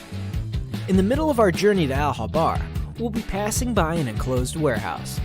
You will need to use sticky bomb to blast the walls that look less solid to get in. There's always something nice in here. But be careful, as one might not want to hide behind those walls during combat, because those unmaintained walls can be easily penetrated with just a touch, making you susceptible to attacks from enemies and exposing you to dangers. The next stop is Al Habar, which is the largest urban area in Karakin. There are many residents, hence the numerous high-rising residences. No doubt this place will be a popular spot in the future. Our next attraction is the port city of Bar Shahir, which stores and exports goods of Karakin. This is the perfect spot to search for weapons, making it my personal favorite. Next up is the city of the West, Bashara. It was a city congested with residents, with tall buildings providing convenience in observing the surrounding movements. Just make sure not to lose your directions here. Our final destination is the cargo ship, located at the southwest corner of the map. This ship has been idle here for forever, and has already been abandoned. Yet there are still goods that remained here. However, due to the gigantic size of the cargo ship and the containers, this place no doubt becomes a place to rumble. Don't you feel the excitement already just thinking of it? Besides these urban areas, Karakin also houses many such little buildings.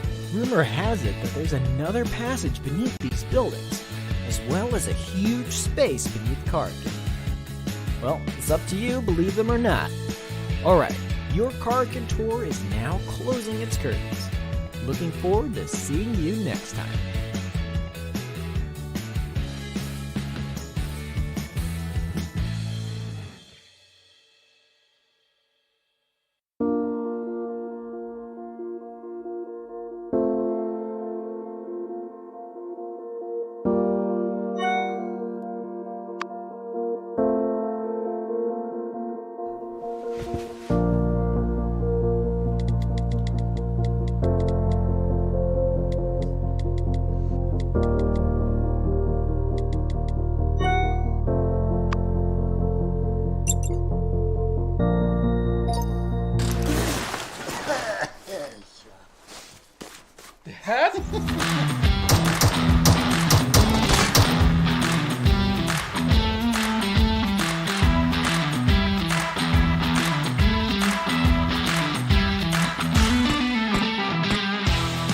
Yeah, we got it, we did it!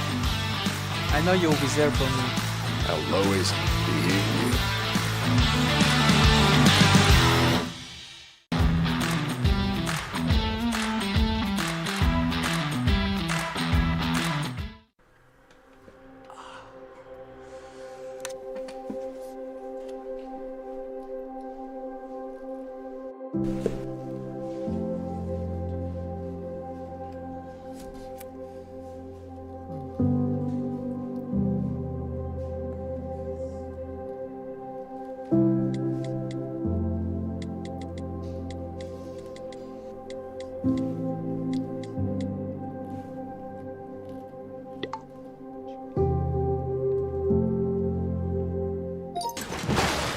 Whoa!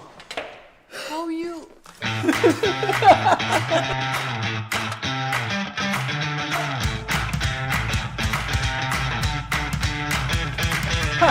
Yes! Thank you, bro.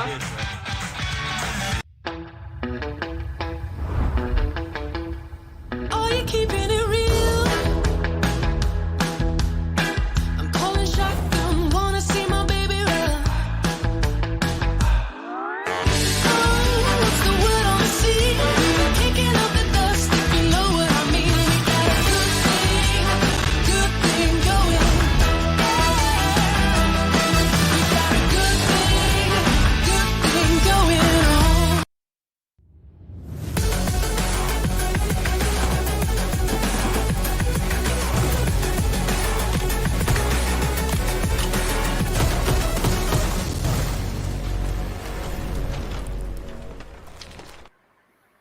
What is up, ladies and gentlemen? Once again, welcome back to the PUBG Mobile Campus Championship Bangladesh Edition 2021, brought to you by the Oppo F19 Pro. My name is Varun Super Johnny, joined by Trooper right next to me, and now it's time for the last game of Group D. One last wrangle to see the final 8 teams that will move forward from the quarterfinals to the semifinals.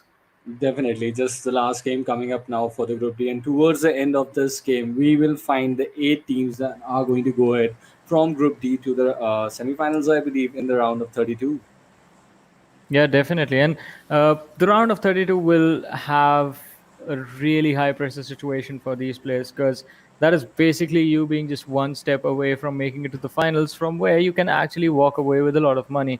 And if you make it that far and fail to move forward, the players will be really upset. But this is just season one. They can return in season two and try out their skills in that arena. Or, as Fixes likes to mention, he does see the next PMCO as also as an opportunity for these players to prove themselves. So Definitely. maybe they can move towards that side as well. But the trajectory of the plane, it starts from the eastern side of Zarkian, goes towards the western edge of Military Island, heavily leaning towards the western part of the entire map, so to speak. And it's just the eastern drop locations that will be a troublesome, that will sort of create an issue for the teams that are looking to go towards there. Yasna, Poliana, Shelter, uh, anything east of school is, well, you will have to find a vehicle for it.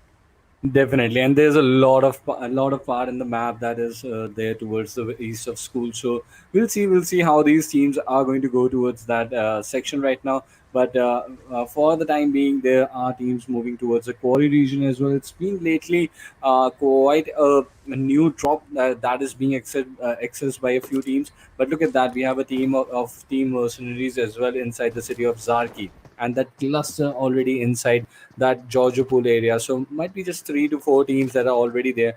We'll see if we find some good early action from that part of the map. But speaking of the zone, look at that, a standard. Almost looking. It looks like it is going to finish on the main island. Ain't it, Johnny?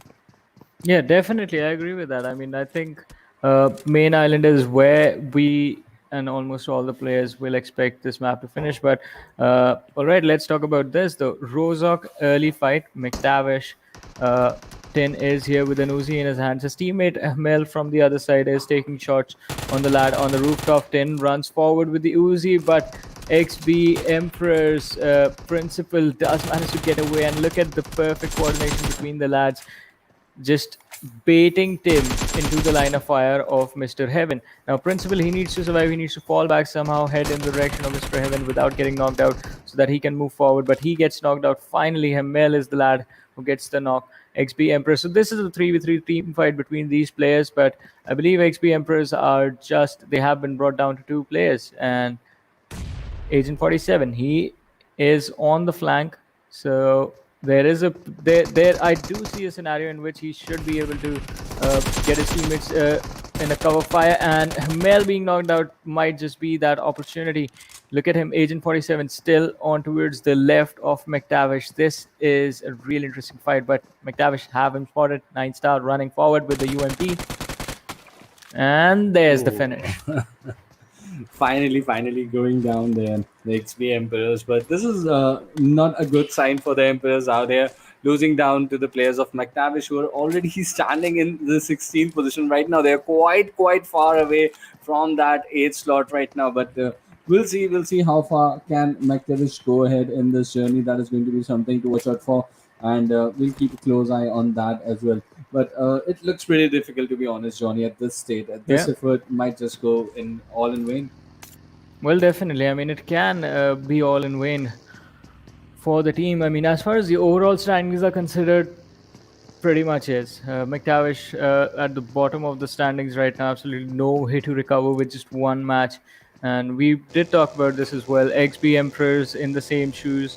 So the two teams just taking a fight in the early stages and just knocking each other out definitely is a thing that I believe no one is going to be too worried about. But CREX on the other side, there is a lot of pressure on this team. They are Yeah. sitting on the 9th position, not too far away from qualifying to the semifinals, and it all just comes down to this game for them and their performance in this game. Yeah. And in this kind of a format, like it's pretty obvious that the teams in the ninth, 10th, and 11th and 12th spot, they are like they have the chances in the last game coming in. It's a big game for all these lads, CREX being one of them. It was also an opportunity for XBM because you never know if they could have had a chicken dinner with some decent kills. They could have opened up chances for them, but that is not going to be the scene for them. They have been eliminated from Rozok. But one other team that is in the race still now for that top 8 slot, that is BGZ Esports. We saw this team start their day at the 8th position, but now they are sort of struggling. Just one last opportunity for them, but still, the difference is there. They really need a big game, either of these teams, if they want to make that difference in the existing top 8 before the starting of this game. Yeah, definitely. I mean, they need to accomplish something before they move, and I mean, ramming the vehicle into the tree right there will definitely not be the thing. But Augie, he was taking a few shots from the players of BGC. That's the reason he turned around and will be falling back. So these players heading towards the side of farm does put an interesting question up as to why head east. I mean, heading towards the southern side, the farm split area does make sense because if you try and play the edge of the circle from south, and if the circle keeps moving up north, or even if it moves towards the military island for some reason, if there is a drastic, a really hard shift in the second circle, you might be able to deal with that if you move towards the shoreline of the main island, the southern shoreline of the main island early on in the game. But heading towards the farm area, the farm milta area, that is just taking a massive risk, staying out in the open. Definitely, that's like brilliantly explained. The all the possibilities that are available in that area of the map, that is right there in front of us. So we'll see what they are going to opt for as the game progresses right now. But for now, let us look at CSR. They've already got a Dacia, and being in Pochinki, like vehicle is always one of the issues. Even at the topmost level, there is always an issue regarding how are you going to get the vehicles from the city of Pochinki, ain't it? Yeah, definitely. I mean, it is sort of a challenge, and it becomes even harder of a challenge when you have multiple squads present in the city. But right now, it's just one team, so they won't be too worried about that. They can take their sweet time in order to get those vehicles and get out of the city. Although on the other side, four legends. Let's talk about this team. Three-man roster inside of the game, not really having a fun time as the overall standings are concerned. Yep, there are a lot of teams, to be honest, Johnny, that we were expecting that they would do good when we first saw them in the group of 128. Four Legends and Four Criminals are the two teams who are towards that part right now. They are in the second page, both the teams. But really, when it comes to the expectation parts, I had a lot of expectation from these two teams. In fact, the team of GG as well, when you saw them first time in the round of 128, they were looking quite expressive and they were looking as if they had their chances to go towards the semi-final. But at this point, it is now looking curtains for all these three teams. We'll see what they can accomplish from the experience that they are going to learn from here and what they're going to do in the future. Well, definitely. I mean, eh, the future is all dependent on how they react to the situation that is in front of them right now.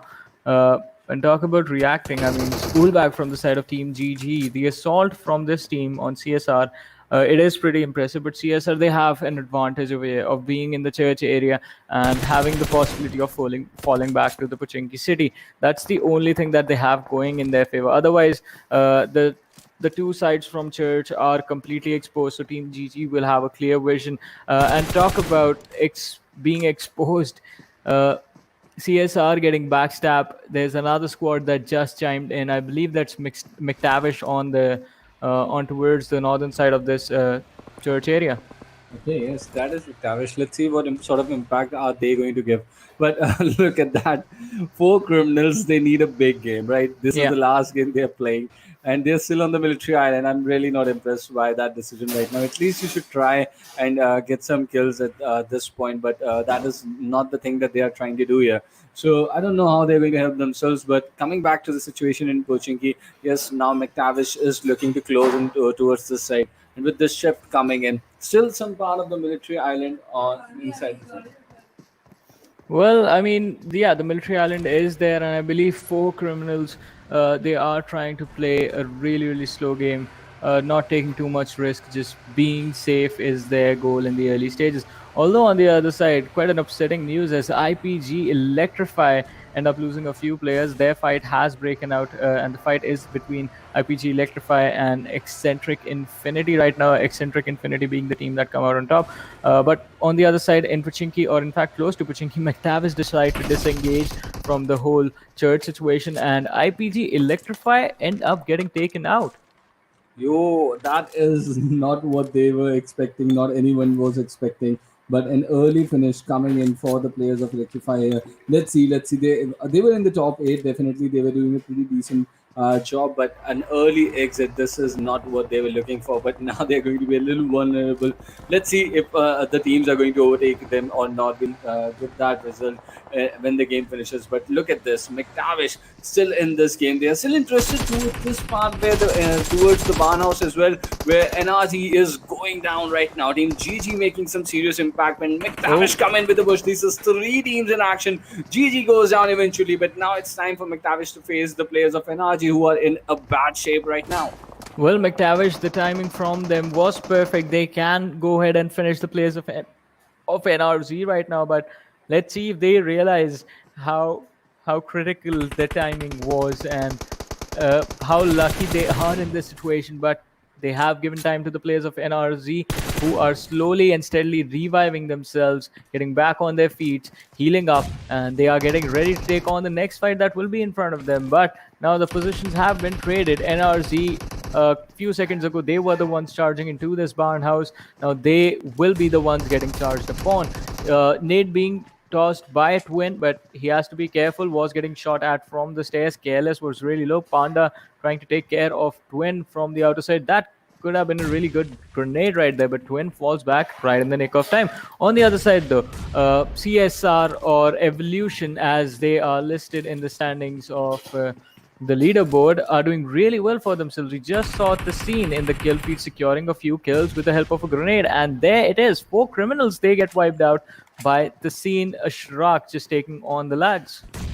That is it. That is the end of the tournament for them. But look at here. He's like knocked with his own nade at this situation. Look at the pressure. The nerves are. It's not easy to handle these situations now. But let's see how Maxa is going to. What is he going to do here? No, he goes down there. He's been backstabbed in this situation and eliminated from the game.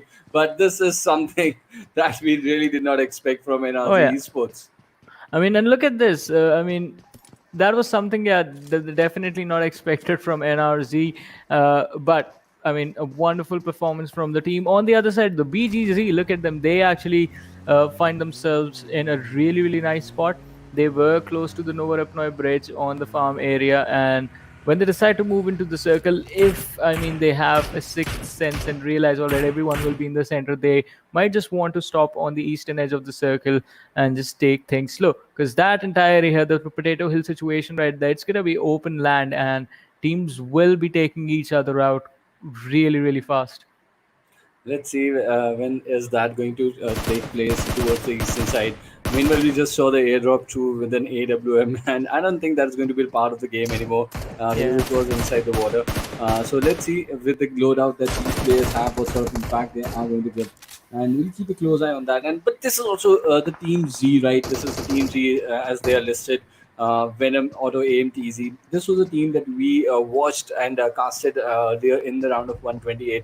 And they were, I believe, the table toppers from their group. And now the way they have been playing here is something that I am noticing is not really good. And let's see what sort of impact they are going to make, because right now in the 7th spot, they are under that risk and they need this final game to be a big game so that they can secure their position in the top 8. Yeah, I agree with you on that. I mean, they desperately need this matchup. And Team Z, again, as we were talking about this team, and you mentioned like us having conversations about this team during the qualifier matches. I mean, one thing we always talked about was how closely their playstyle represented the older Venom legends.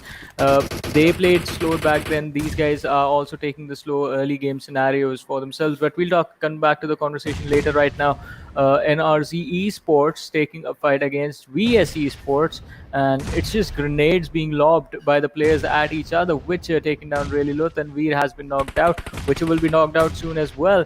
NRZ two knocks, almost two knocks secured, but make that back to zero knocks as Witcher does heal up. Then Veer manages to reach quite close to Demon, so he will be revived soon. And Turtle from the side of NRZ will be taken down by Witcher's nade, opening up a really wonderful position for Fahim. Fahim with another wonderful grenade, but he hit the edge of the rock right there. NRZ so close to getting wiped out. VSeSports, they are making the push. I believe this should be a squad wipe for VSeSports right now. Definitely, it's going to be scored by VSeSports, making serious damage. But a cover fire coming in from 47. He's made sure he's used that hide, but getting shot, spotted by Fahim, and instantly eliminated from the game. Total goes down as well. So this is a pretty decent start for VSeSports. They have been impressive throughout their campaign, and they managed to impress us once again with this performance here. Let's see how VSeSports, because definitely they are going to be part in the semi-finals. We'll find what they are going to do there. Well, yeah, I mean, they will be moving, as you mentioned, they will be moving forward to the semi-finals, and it is going to be really interesting to see how this team adapts to the level of competition that will be there in that state of the tournament. But this is a really interesting matchup in Erangel. Look at this, 16 minutes into the game, already down to 9 teams, 31 players. Everyone wants to be aggressive. This is the last game. A lot of the teams are put in the now or never scenario. A lot of teams that have already qualified basically just want to showcase the gunplay that they will be taking with them to the next stage, to the semifinals. CS out the scene, spotted out by the players of Exentric Infinity. And well, Shoiko's just jumping around, juking those shots. The scene getting shot in the back by the players of VS Esports, who are still, alright, it's Team Z, I'm sorry, who were trying to climb up the slope. But Exentric Infinity, they don't care which team you belong to. They just take down one of the players from Team Z. Say if he goes for the peak, he's going to go down as well. The scene, in retaliation, does manage to take down one more player from the side of Team Z and does get the confirmation as well. But while all this is happening, Exentric Infinity are closing in slowly and steadily. Yeah, that is a pretty important move in the context of the game right now. Let's see how Exentric, and look at that. That tells you the importance of Strikeout for this team. He's moved in, and he'll try to create some cover for him towards the edge of the zone right now. But C-Vine, and the smokes are here, the all-important smokes are here. But while all this is happening, VS Esports making their way from the northern side. They are now going to apply some pressure. And with the knock-in, with the revive that is supposed to happen there, he's gone down there. Shoiko has been eliminated. His teammate is down. That is not a pretty good situation for the players of Exentric Infinity at this point. Yeah, I mean, not a good situation for them, but you know who this is a good situation for? That is going to be the squad of CREX. Because let's talk about that team again, right? Sitting on the 9th position, not too far away from qualifying, and now they have the center of the circle, Trooper. They just need to secure those kills. They need to get those kills by no matter what they do, they need to somehow pick a few kills and then manage to finish in the top. I would say just get the chicken dinner as an insurance. Just like be safe, get the chicken dinner, or at least a top 2 finish. So that is something that CREX are looking forward to. They are in a position to do that, but there are a lot of teams surrounding them right now. And if they make a single mistake, that's going to be it. That's going to be GG's right there. With them standing at 61 points at the start of this game, and we did see a team fall down early from the top 8, right? It was IPGeLECTRIFY. They are going to have some nervous time at this point. How CREX is going to play, and not all these teams that are currently alive are all in the top 8. So there are a few teams that were in the top 8 and have been eliminated quite early in this last and final game. So definitely, Johnny, there is a chance for CREX Esports, and I would really like to see a big effort coming in from this team, because that chicken dinner is not just the insurance policy for them. I believe since the difference is quite a lot, they need that chicken dinner to be absolutely sure that they can get inside the top 8. Yeah, definitely. I mean, let's see. It I mean, it all just comes down to this final few minutes of this match. I believe it's this game should be over in the next 6 minutes, and Team Z, just one player remaining, Sub-Zero, hiding inside the smoke. Oh, CREX, this could be the kills where the kills start getting. S- they can get the kills for themselves as BGC, the slamming from the team, and Monster just running away from the situation. Look at how Yes. passive they want to take it. They do not want to engage in any fight before I believe they are going to be in the top three. Flash, there is no one there, no reason to cook up the utility. I think he just naded through a nade towards his own teammates. I think it was an opportunity missed from the player that is holding up Yeah. Akash. I think he could have like needed that spot a little while earlier when the rush was coming in, and that was the lack of information transfer at the right timing. Like you can always pop in utilities, but if it is done with some bit of information at the right timing, that is when it makes impact. So I think that was an opportunity missed there. But let's see now. This compound has two teams that have occupied it, so we'll find out pretty soon who is going to overpower the other team. But for CREX, it was a very big opportunity that they have just missed out on. Yeah, definitely. And I mean, Evolution, the scene, the last player will be finished off with an 8. Now the 7 teams, 22 players. One more one-man roster surviving. I believe that is Team Z right there. All right, CREX getting charged by Team Mercenaries. Osman is going to be taken down. Marvel is there. Monster has the backline available to him. But will they survive this assault? There is another team in the backlines. Assassin does finish off Usman. Another knock. Mr. Wutu being taken down. Marvel is still surviving for the squad of the Mercenaries hiding inside the house right now. Wutu is going to be spotted out and finished off. They need to be careful. They are going for the hunt on Marvel, who's hiding in the balcony. And there is the finish. CREX, they get themselves their first 3 kills. But as they do that, BGZ step in from the backlines and Augie has been taken down. Flash will blow up the draw right there, and we are back to a 4v4 standstill moment between BGZ and CREX. This was pretty interesting, Johnny, to be honest, because they just missed out on that opportunity. If BGZ had decided to make that push at that point, it could have gone either ways because Akash, that player, was in a flank position. He would have played a significant role in hurting the players had he anticipated that move. But they were sort of struggling a lot. But now with this shift, look at that shift coming in from the southern part. BGZ Esports have a slight advantage because they can now sort of gatekeep the team of CREX. But CREX, it's easy for them. The situation is simple. So pass the team of BGZ Esports into the semifinals. Can you do that? Well, I mean, it sounds easy, but it's not. These 40 meters right now will decide whether CREX make it or, well, they will be left behind. And it's going to be so sad that they were so close to qualifying and, well, still end up getting eliminated. Right now, the kills could be the only thing that keep them in this fight, as Arrow will be taken down by Akash. Assassin will try to go for the finish. Oh, they spot out 2 players more. The Dacia right there can be blown up. No, it gets away. Augie is in the backline, goes for the spray with the Scar L. Freezing manages to escape, but CREX, could this be the opportunity that they needed? 4 kills have been secured by this team. They will need a few more.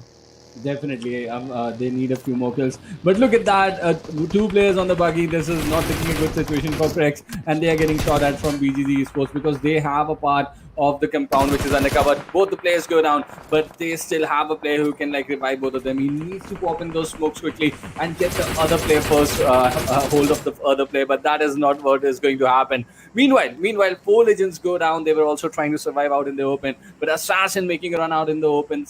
He is still looking in the dangerous situation. Akash is still in the compound with BGZ Esports, so there's a big split between all the players of CREX right now, and we are talking a lot about them because they seriously have a chance to move to the next rounds at this point in the tournament, in the game. But can they do it is the question. Well, it will be a really interesting question. They already find themselves with 6 kills in the top 4. That's 8 points for placement. It does come down to this fight between them and BGZ Esports, as you mentioned before. Akash, oh no, he's going to get peeked by a lot of players. He takes down one, brings the other one down to really low HP. Saqib just barely surviving, barely alive. Why are the rest of the players of CREX away from their own teammate? They could have had this, but no, the team deciding to go for a split fight will be the reason for them getting taken out early in this match, and it could very well be the reason that the team fails to make it to the semifinals. Definitely, he almost got the second knock as well, Johnny. He's not going to. It's not going to be a good sight for him when he watches that later in the map, and he's going to feel that he missed out on a chance, and his teammates should have been there to support him. Yeah, definitely. That was a wonderful assault from the lad. But hey, look at this. So now CREX, they are in the top three. VS Esports again, Erangel, they always somehow manage to dominate. So they still have 13 kills in this game. That's them, CREX, and BGZ Esports is there. So BGZ Esports are done with this match. They are outside the circle. There is absolutely no way for them to make it in. They will have to fight two teams at the same time, VS Esports and CREX, and it's not going to be an easy approach for the team.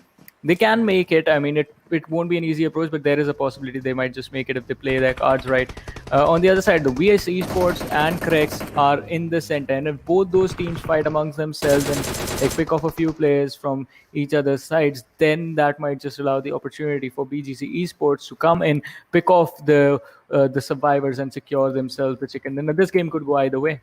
Yeah, definitely. This game could go either way. There are a lot of smokes that is being used by BGZ Esports as well. They are trying to get close to that tree with that US and that buggy itself. They're trying to create some cover for themselves while the smoke lasts there. But look at this. He is moving ahead, and that is going to be he's going to get punished for that.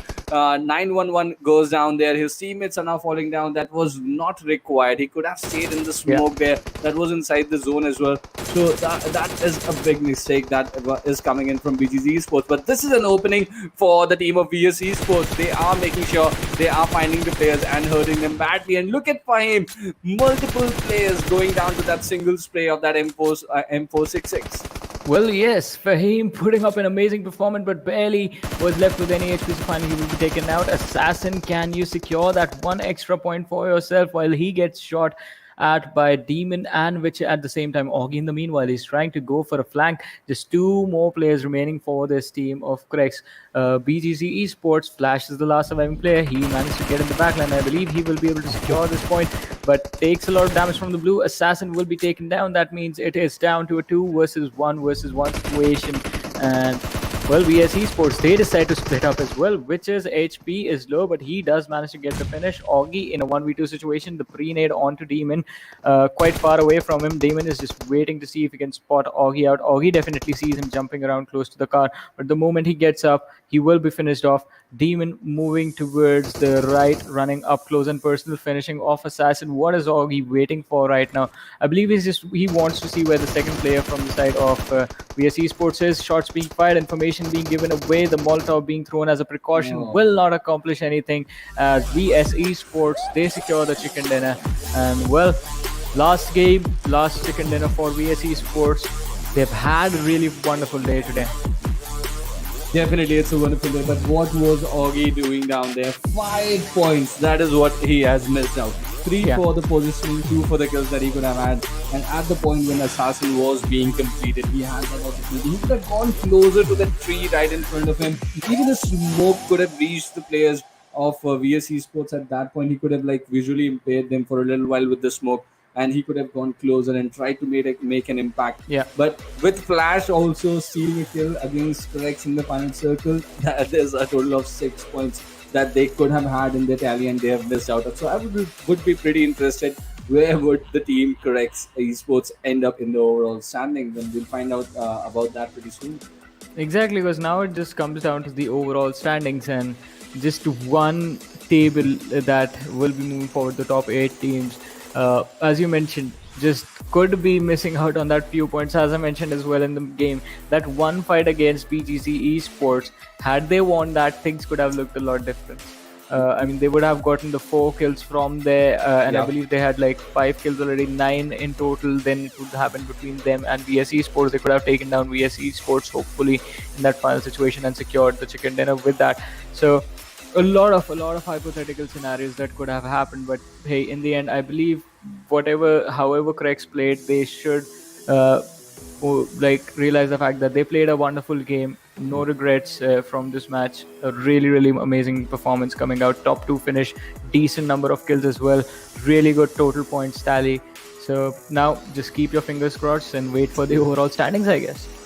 Yeah, but that is that enough is going to be my question. And with you like mentioning that the assault the player Akash did on the teammates of BGZ Esports, almost getting 2 Yeah. knocks over there. That is also something if they could have capitalized over, they could have had more kills. So in this game, I would feel even if CREX misses out, let's hope they made it over the line. But if they miss out, it's they have no one else to blame. They know exactly where they did wrong. But before all that, we'll go and towards the match ranking of this game. 19 points for CREX. They have seriously played a very decent game here. VS Esports once again with that 19 kill chicken dinner. What is happening there? 34 points for VS Esports out of this game. Well, VS Esports always have done this. I mean, first game, if you remember, the first game of the day as well, they missed out on the chicken dinner, but they had a lot of kills. I believe they had 12 kills and they finished third. They had 22 points in total from the first match.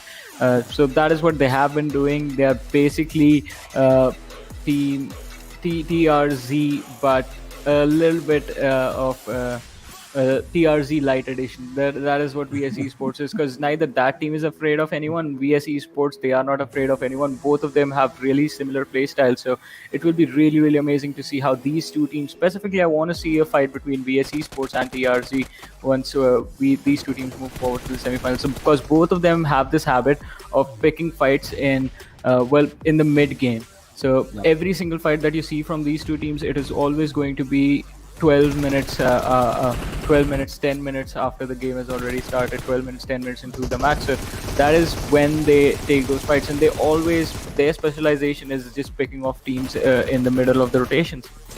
Yep, and I just remembered of a team that is also going to be there in the semi-finals. Bad Intentions also going to be one of the names. They are also going to spice up the slot list quite well. So we'll find out all these things, and this is the moment I was talking about where Akash did a pretty decent job. I was quite impressed with this player, the way, and had he just one player to support him or give that cover fire with him, he would have definitely succeeded out there. And who knows, just 2 of them could have pulled a 2v4 and got all those points, important crucial points for them. But we'll find out pretty soon, was this effort from Team CREX good enough? And the answer to that is no.